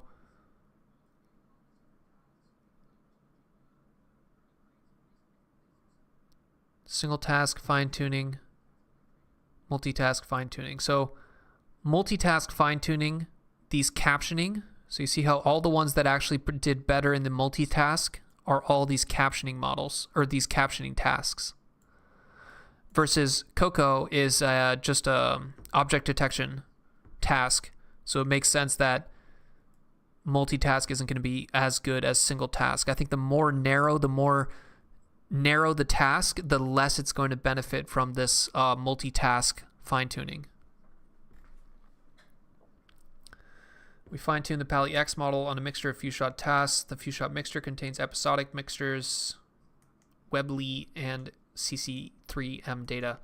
Episodic, this is their own terminology, and this refers to examples, multiple examples, right? What they're calling few-shot. So you have 3 images, right? An episode of images rather than a single image.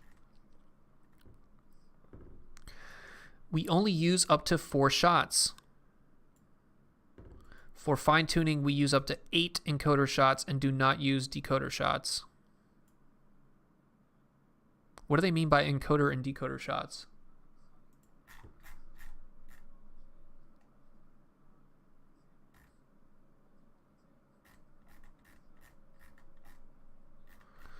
Huh.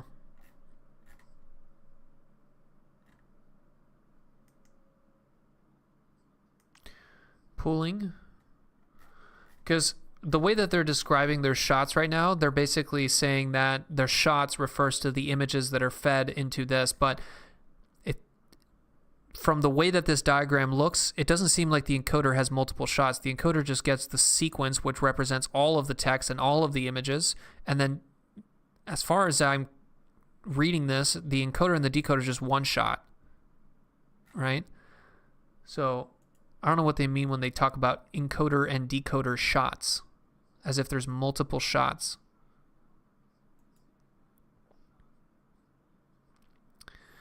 We evaluate the few shot performance on Cocoa Caption XM300 or XM3600, 3600.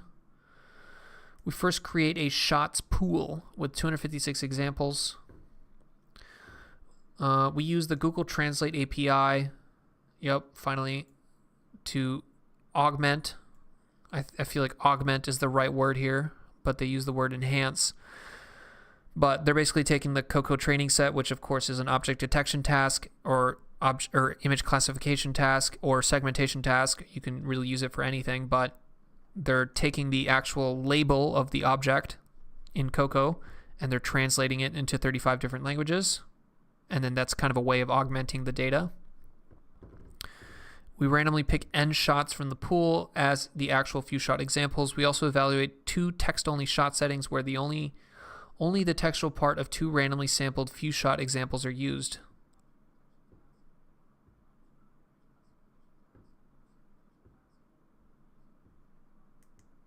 So maybe what's happening here is that, right, we learned that the output tokens aren't necessarily text only, right? They were talking about how the output tokens, because they're doing this masked image task, the output tokens can also be image tokens.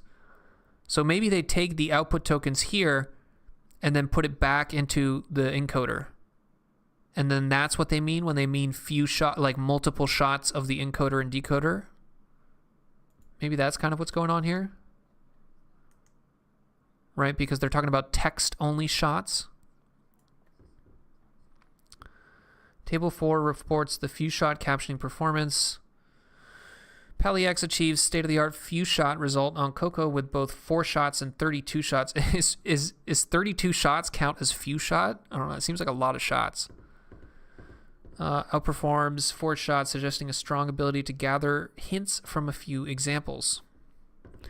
We also report few shot CIDR scores averaged over 35 language using XM3600.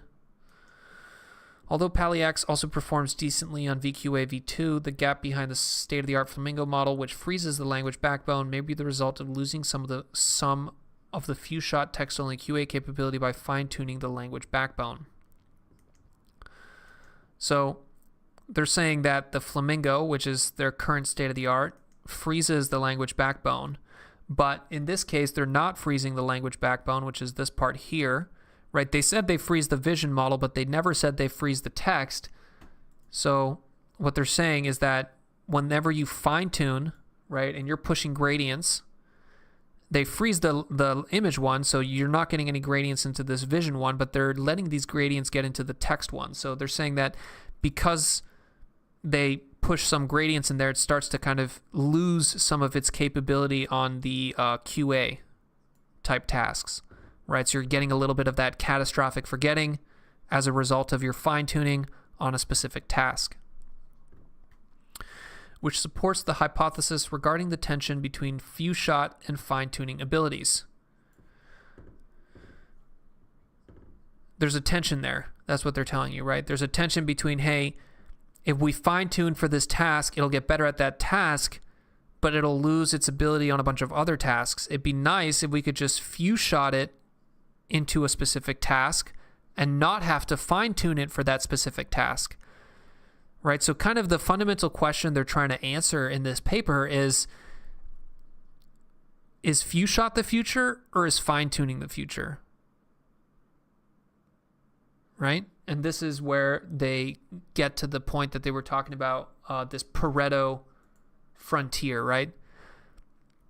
Where it's a multi-objective optimization problem where you have like 10 different tasks that you're trying to get the highest score on, right? And if you focus too much on one task, you'll start to decrease your performance on other tasks. So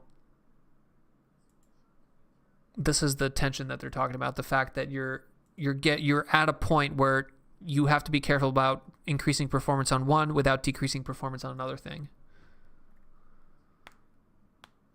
Few shot performance of the Pali X model. Coco captions VQA2. So obviously more shots, you're going to do better here, but honestly not that much better.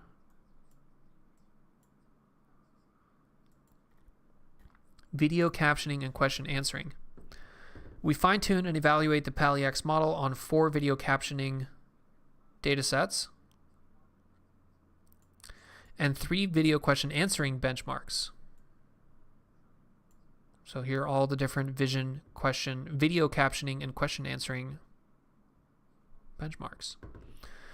We fine-tune our model for each task separately, use the validation split for early stopping, and report the performance on the test split.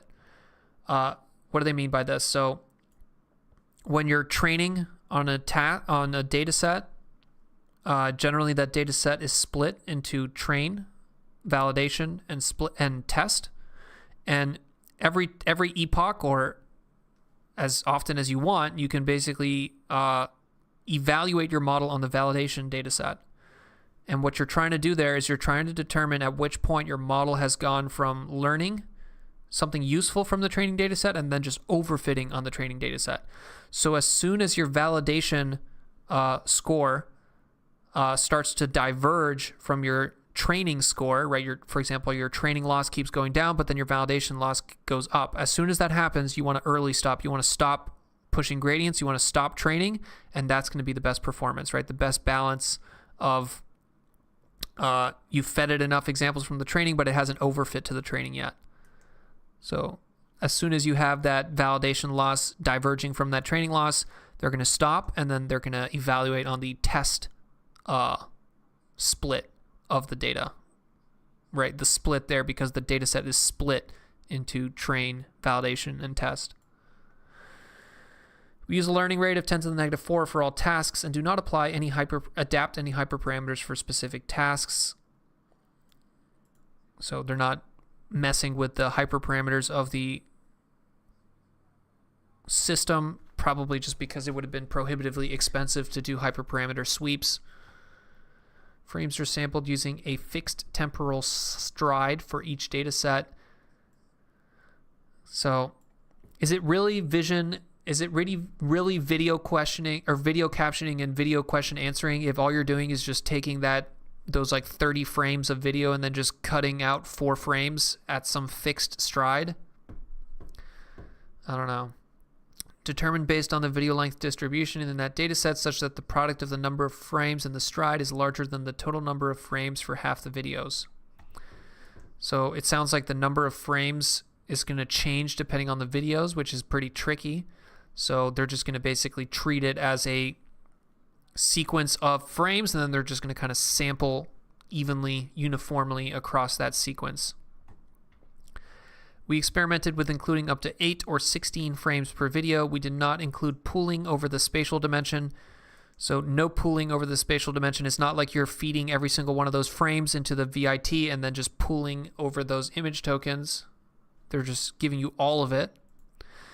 Embeddings for 16 by 16 patches, so the vision transformer that consumes each of those video frames is cutting up each individual image into these 16 by 16 patches, which are then turned into image tokens, are provided as visual input to the multimodal encoder. We report CIDR score for the video captioning task. Video QAs are treated as an open-ended generation task. We report full string accuracy. I don't know what that is, but 16 frame version has an edge over the 8 frame version. I feel like that's pretty obvious, sometimes with a significant margin. While Pali X pre-training was dominated by image text tasks, we were able to achieve new state-of-the-art performance and performed very close on the video tasks. Yeah, so I think this is a big result, right? So none of the pre-training tasks were video tasks. Every single one of the pre-training tasks was image and text tasks, right? Where you're basically, you have images or an episode of images, as they're calling it here, which is basically just boils down to multiple images. So the fact that it also works for videos is kind of nice, but they're not really videos because they're treating videos as basically a sequence of images. So maybe IDK. To test image classification capabilities, we fine-tune Pali X and its models on ImageNet and evaluate on ImageNet real and out of distribution.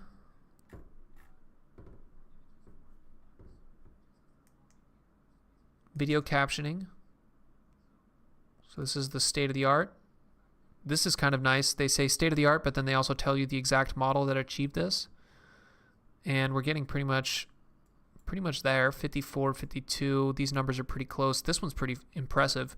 The state-of-the-art on MVGPT is 28, and then they got 43, almost twice that. So this is impressive here.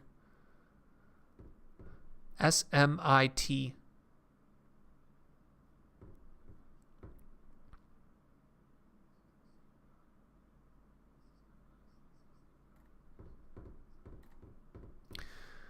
We compared the results to a generative model with open vocabulary.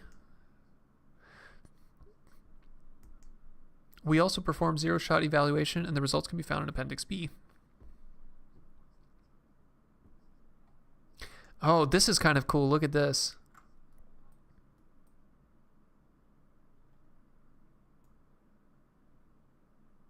You see that? Look at the output. So the prompt is detect knife and left hand of watermelon and right half of watermelon and right hand and left hand. Okay? So the prompt is this. This is the yellow target prompt. And then they're also giving it the target image, which is going to be the picture, right? So there's no, this is one shot. So there's only one picture and then one prompt. So it's only going to be the yellow. That gets turned into text embeddings, turns into image embeddings. Those get concatenated, fed through the encoder. That encoder cross attention with the decoder and produces a series of output tokens. Those output tokens correspond to this. And look at that. These are literally bounding box coordinates. Bounding box coordinates and then the category. That's pretty cool. And you see here it works for a variety of different languages. And not only does it work at a variety of different languages, it works, the multilingual capability is like simultaneously. So you can give it a prompt that has detect and then Korean letters and then Korean letters and then more Korean letters. So it's like you can literally weave your languages together and it still gets it. That's pretty impressive.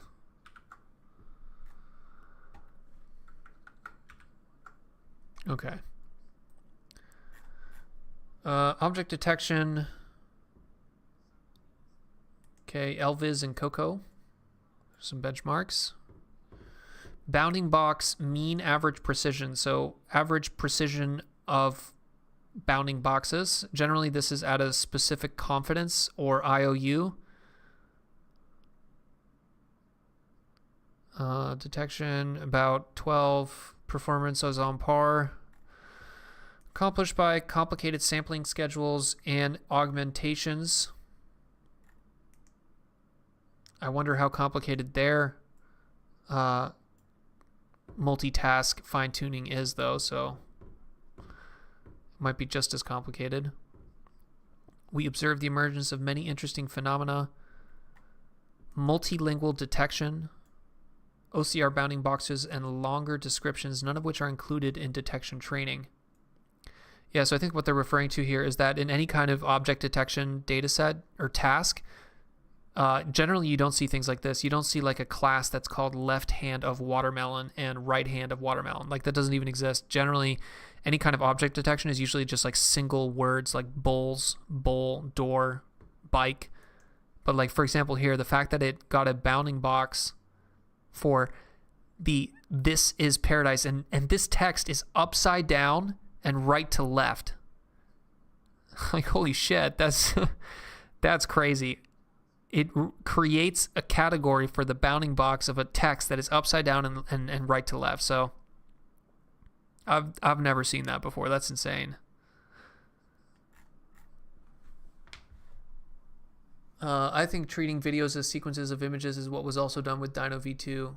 Yeah, I mean, that's the only way that we know how to do it, right? Like, pretty much every single video model does that, where they treat video as a sequence of images. I just feel like there has to be a better way to do it, right? There has to be, and that also comes down to like just the way that computers work and the way that cameras work, and you know, that's just the way our technology works, is that videos are frames of images and every single model does that. But I wonder if there's just a more fundamental kind of way to represent video data. You know, we're missing out. But you are correct that pretty much every single video model or any kind of paper that does a video treats video as a sequence of images. Model fairness, bias, and other potential issues. Potential to inflict harm on society.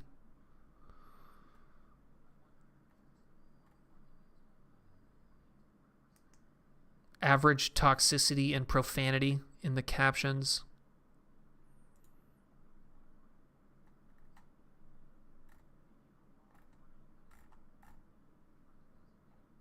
I feel like this type of stuff is kind of racist, but less toxic and less profane, probably.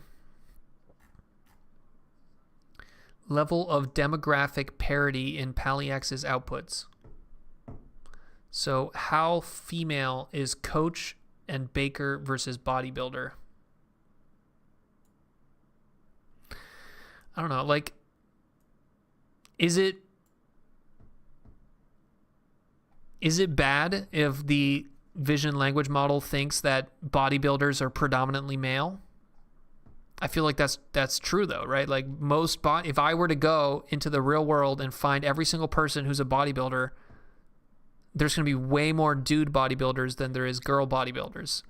So I think it makes sense that the model has some kind of notion that bodybuilder is inherently more male than female.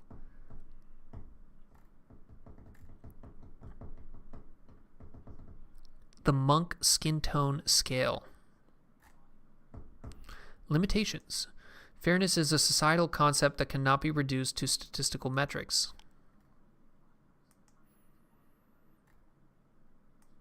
Okay, conclusions. In this work, we draw more insights from further scaling vision and language models. We show that the scaling and improved training recipe results in a model that substantially outperforms previous state-of-the-art models, leads to emergent behaviors, and identifies further margins for improvement.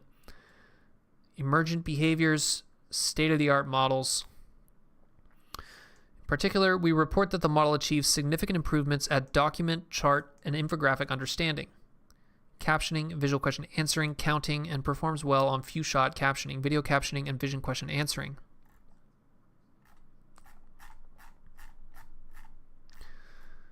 Pali X architecture illustration. Each frame is processed by VIT independently. So every single image, or in the case of a video, or in these vision question answering tasks, they bundle together a bunch of images and captions, and they call that an episode, right? And there might be 3 images in an episode or 32 images in an episode. They can take that same exact architecture and not change it and then use it for videos. And now instead of having the images that correspond to one episode, now they have different frames that all come from the same video. They feed all of those into a VIT22B, which then independently encodes each one of them, right? So it takes the image, turns it into image patches, and then each of those image patches get encoded into image tokens or image embeddings, and then they get flattened and concatenated, and that's what they're showing you here. OCR texts are tokenized using the MT5 tokenizer. We turn OCR into a bag of words prediction task.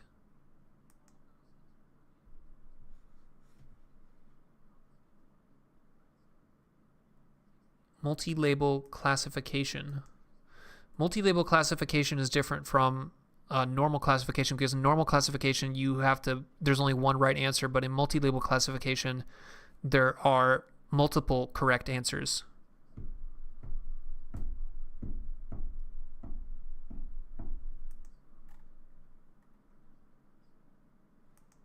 Illustrative improved capabilities related to counting. How many coins are there?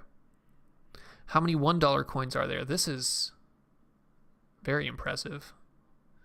Is there actually 12 coins? 1, 2, 3, 4, 5, 6, 7, 8, 9, 10, 11, 12. Damn, it gets it.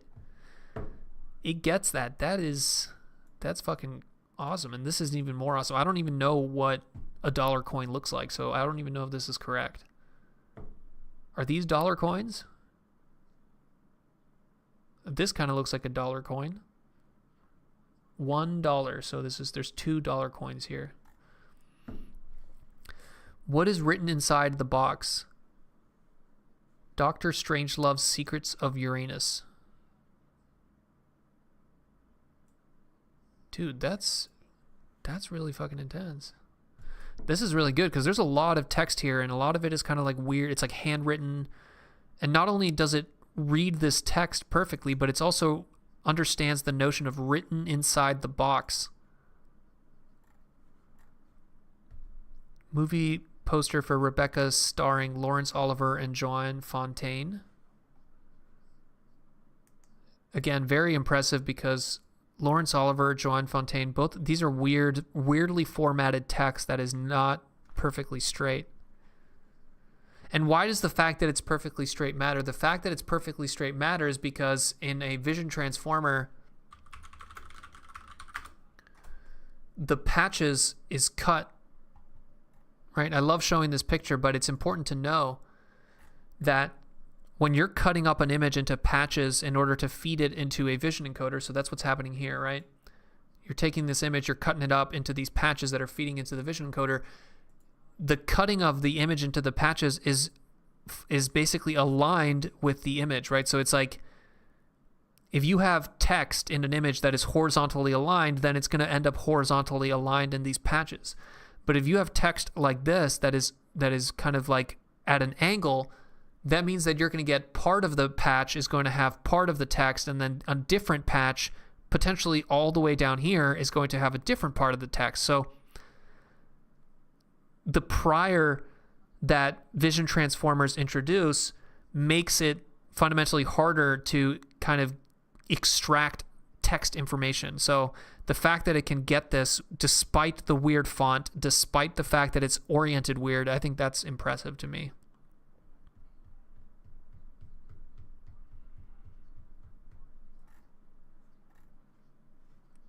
These are probably cherry picked though. There's no way these are just kind of random. These are definitely cherry picked because those are very, very impressive. Okay, here is a better table with all the different benchmarks. So Coco caption.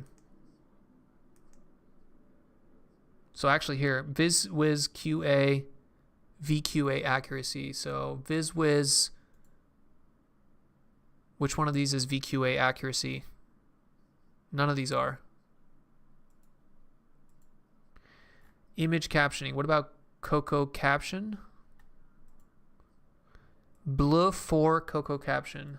What do we got here? We got Coco captions with the CIDR metric. Does that exist? Can we get that? Coco caption CIDR. Current state of the art is 155.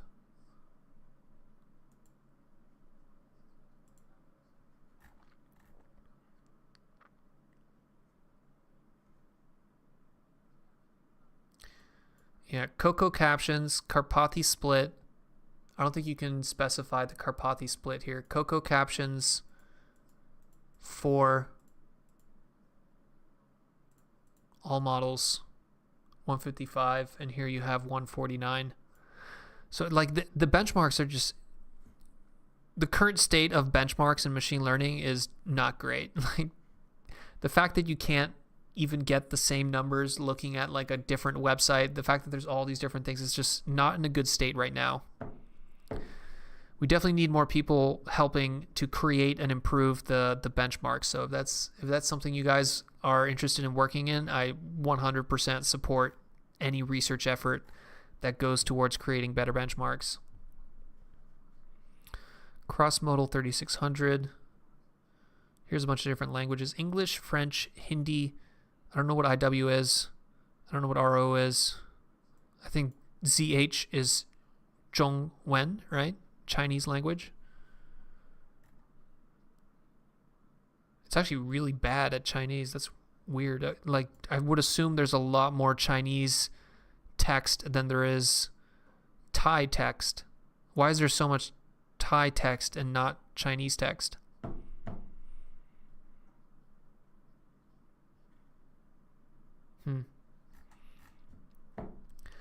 Tally QA in the emergence of complex counting.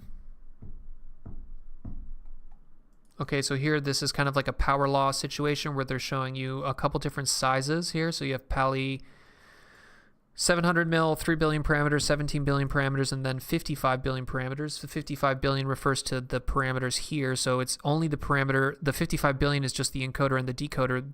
That's not even counting the additional 22 billion parameters inside the vision transformer.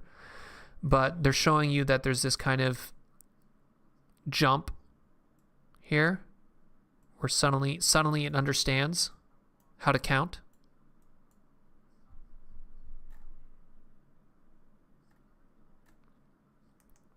the emergent behavior on complex counting beyond the 3B size.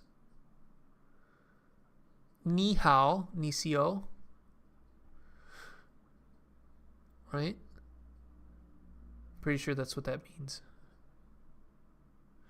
I know a very tiny amount of Chinese.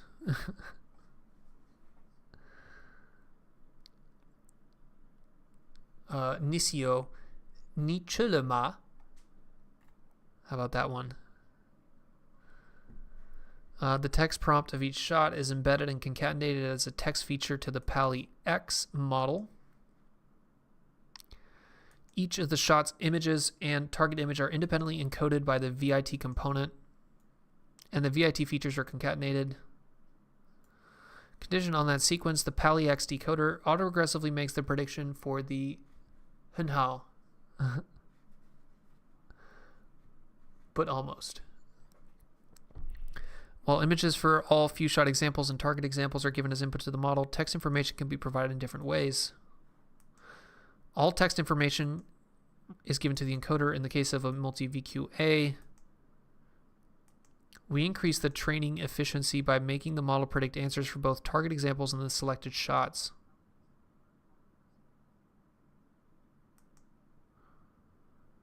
Encoder shots and decoder shots. We use up to 4 shots in total during pre-training.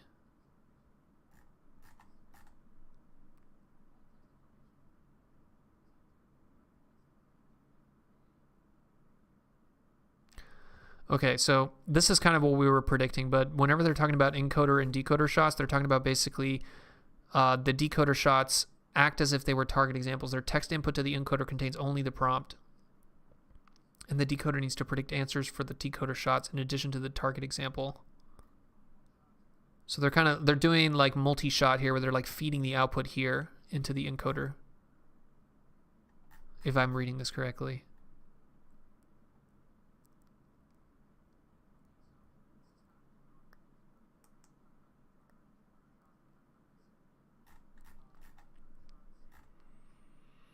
This is the attention reweighing that we saw, where basically if you have many different shots, you're going to want to reweigh it so that the original target image, which is the one that you actually care about, has a little bit more importance in terms of the these tokens here in this very long sequence. You want these here that correspond to the yellow to be more important. This is probably not the case when you're doing video. When you're doing video, all of them should be equally weighted, so you probably don't want to do this. Qualitative. Okay, so here's what a few shot actually looks like. This would be 4 shots, right? So you're actually,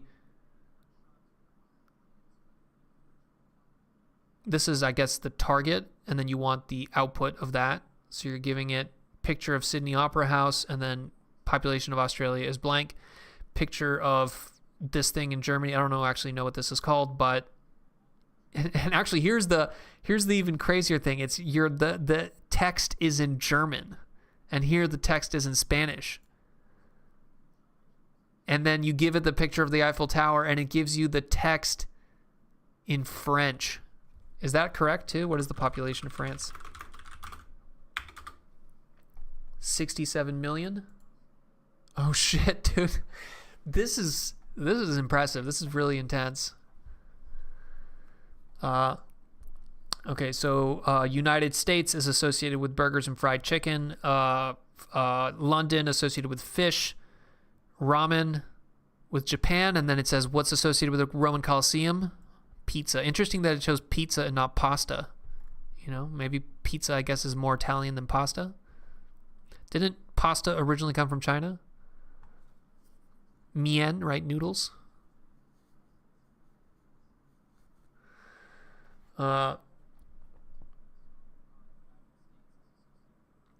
Is able to recognize a compass. I would have not been able to tell you that that's a compass. That looks like a spoon to me, so that's fucking intense. It knows that that's a compass.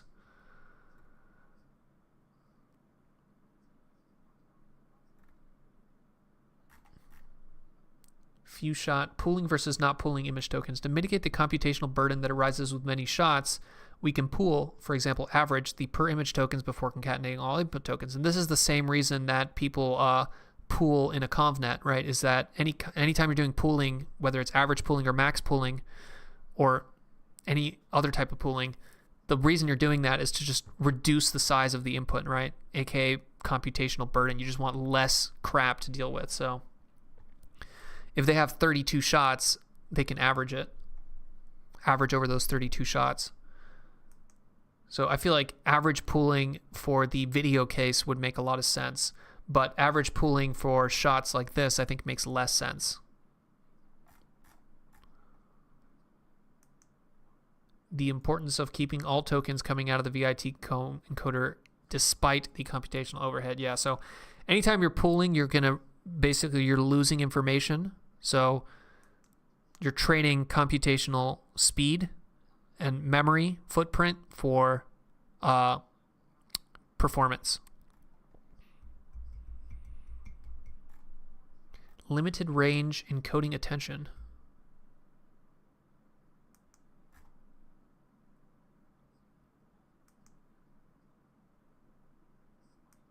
Okay, so here they're saying, what if we limit the way the attention works so that only the image query tokens can only attend to the corresponding text token. So what do they mean? They mean that the way that this is formulated here, you're concatenating all the image tokens and you're concatenating all the text tokens. So as soon as you get into the self-attention blocks that are within this Pali encoder, any part of any text can pay attention to any part of any image.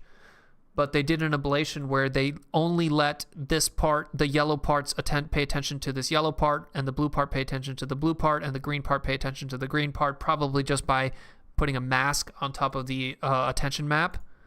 But whenever they did that, they got a lower score. So obviously it makes sense that you're going to get better results if everything can pay attention to everything.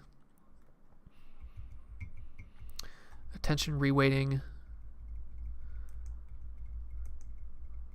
Model fails to locate the target image in the text prompt among the large number of shots, whereas the attention reweighting helps the model to focus on the target features. Distributing shots between the encoder and decoder. We explore the use of both encoder and decoder shots during pre-training.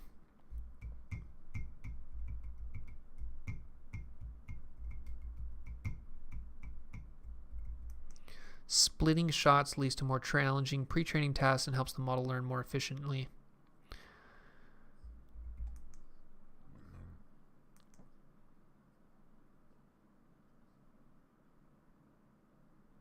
Okay, so this is basically like, are you putting the shots here or are you doing them in this kind of like encoder-decoder shot?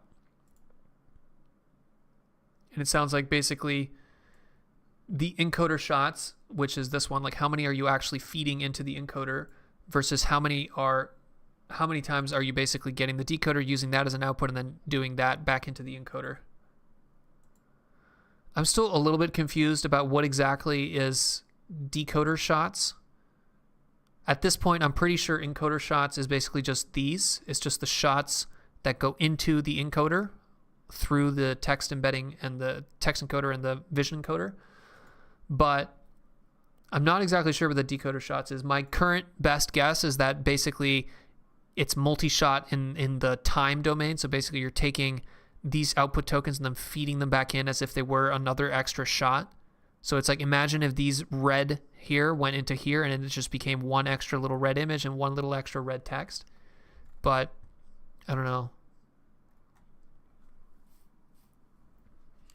Pasta is Mien fine-tune, I believe. I don't know if that's actually the character for noodles, to be honest.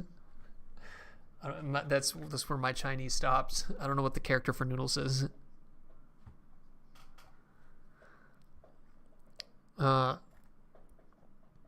Linear decay, steps before decay. 256 batch sizes, no joke. That's pretty fucking huge batch size, especially for a VIT 22 billion. Multitask fine-tuning. We deduplicate every training set over the test set.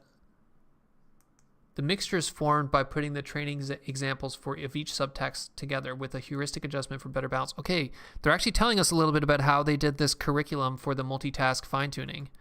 So they put the training examples of each subtask together with heuristic adjustments for better balance.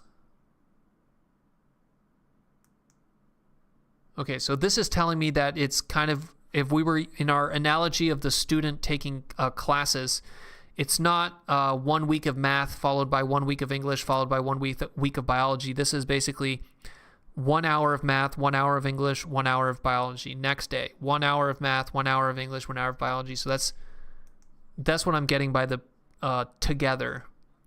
And then heuristic adjustment probably refers to they balance basically in the analogy of the classroom, the different length of the classes. Maybe you do 2 hours of math, 30 minutes of English, 45 minutes of bio.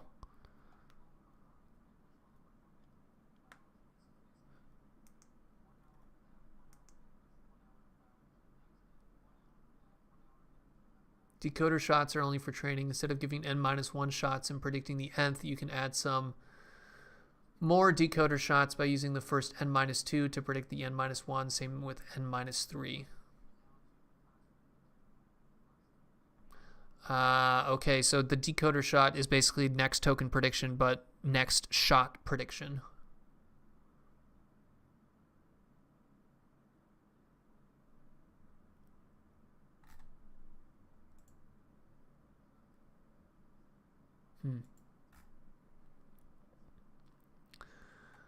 All tasks use the same prompts without task-specific indicators. We do not perform per task validation set optimization. So there's no early stopping based on the validation score at an individual task level.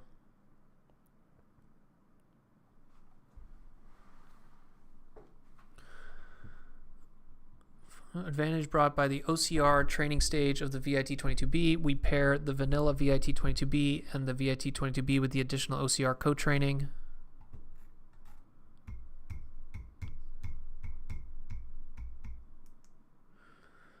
So obviously most of the time, single task versus multitask, the single task fine-tuning obviously going to make a ton of sense, but depending on how similar your tasks are, you're going to get some performance improvement by doing the multitask fine-tuning.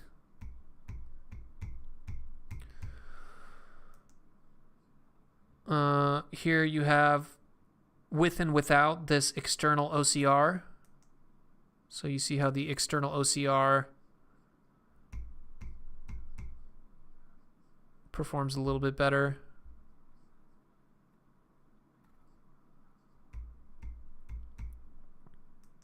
Adding image token generation does not harm the performance. Without VIT VQ GAN, with 10% VIT VQ GAN. Ablation experiments show that adding VIT VQ GAN tokens does not harm understanding performance.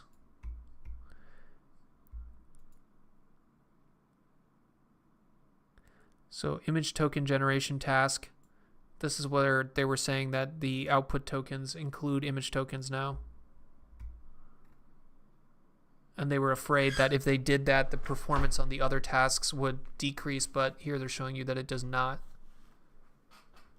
If anything, it actually increases. You see, look at that, 139.3 versus 139.7. Although here it actually decreases a tiny bit. So if it increases on one thing and decreases on another thing, the way to interpret that is that it doesn't actually have an effect. Or the effect isn't huge. Getting more out of your sequence of shots, not just using one target per sequence.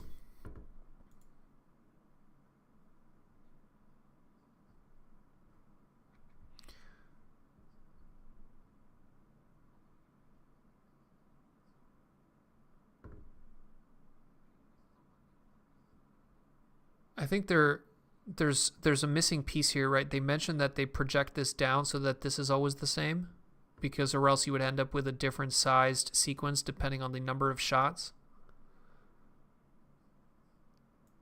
I'm not sure.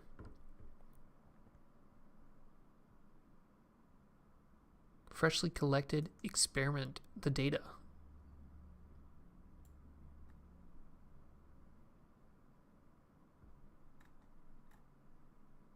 Data sets and benchmarks. Here's all the size of the video data sets.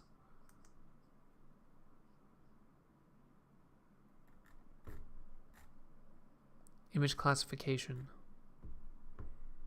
These are different ImageNet splits.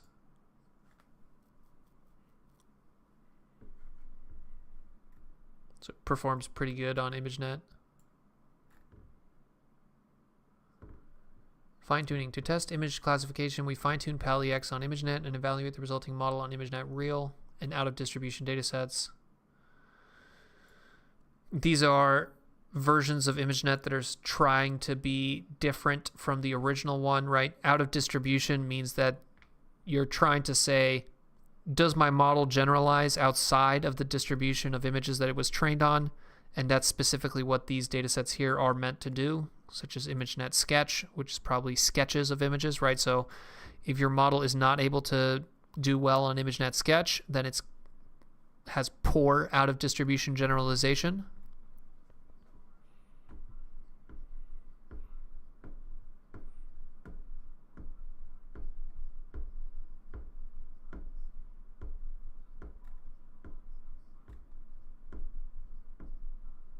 All these numbers are very close. It's like state of the art, but it's like barely state of the art on all these benchmarks. Object detection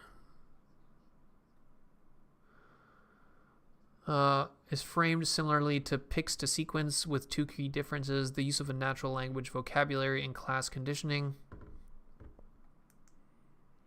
The model is trained to only output bounding boxes corresponding to classes in this prompt. We represent bounding boxes as coordinates in the same style, that is 4 integers ranging from 0 to 999. That's kind of weird because it has to know the exact size of the image to do that, right? I wonder if it would have worked better if it used like a float number rather than the actual integer. Right, like imagine if it had a 0 point something, right, where like you can represent a bounding box in pixel coordinates using floats with 0 and 1 as the height and width, or you can do it in pixels like this. I don't know enough about how numbers are tokenized, but there might be a reason why they choose integers as opposed to floats.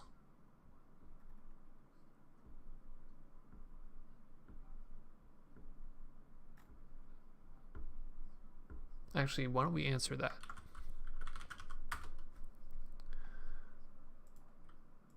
How is the number 999 tokenized versus the float 0.01 using a tokenizer common to an LLM?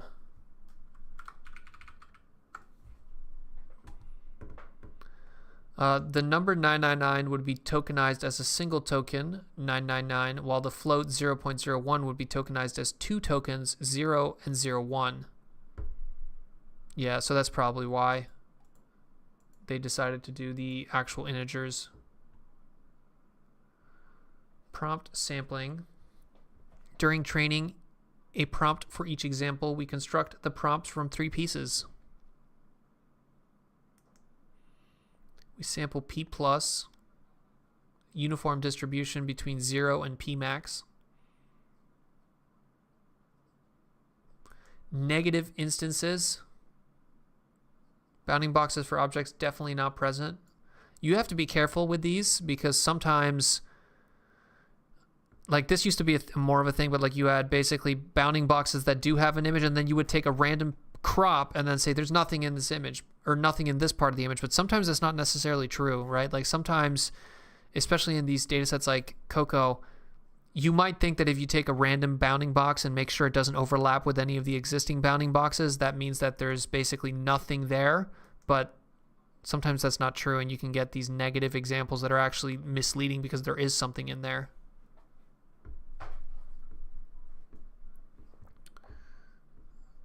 one of my main takeaways from this paper is that either video benchmarks are either too easy or current methods are still very bad. Feels wrong that they can get state of the art.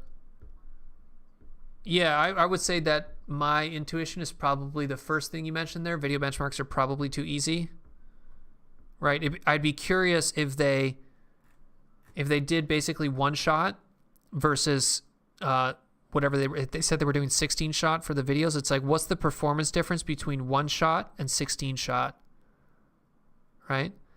Because if the one shot performance is like pretty much the 16 shot performance, just a little bit worse, then that tells me that the entire video sequence classification or activity recognition or whatever that task is basically bogus.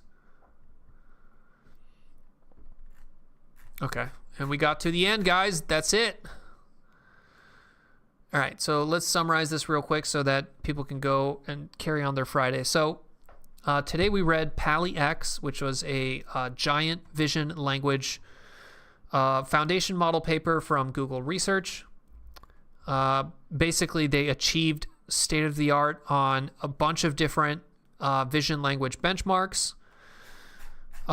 It wasn't like they blew them out of the water. Most of the performance was kind of just barely better, which means that a lot of these benchmarks are pretty competitive. So it's not like they kind of like dominated, but, they did pretty well.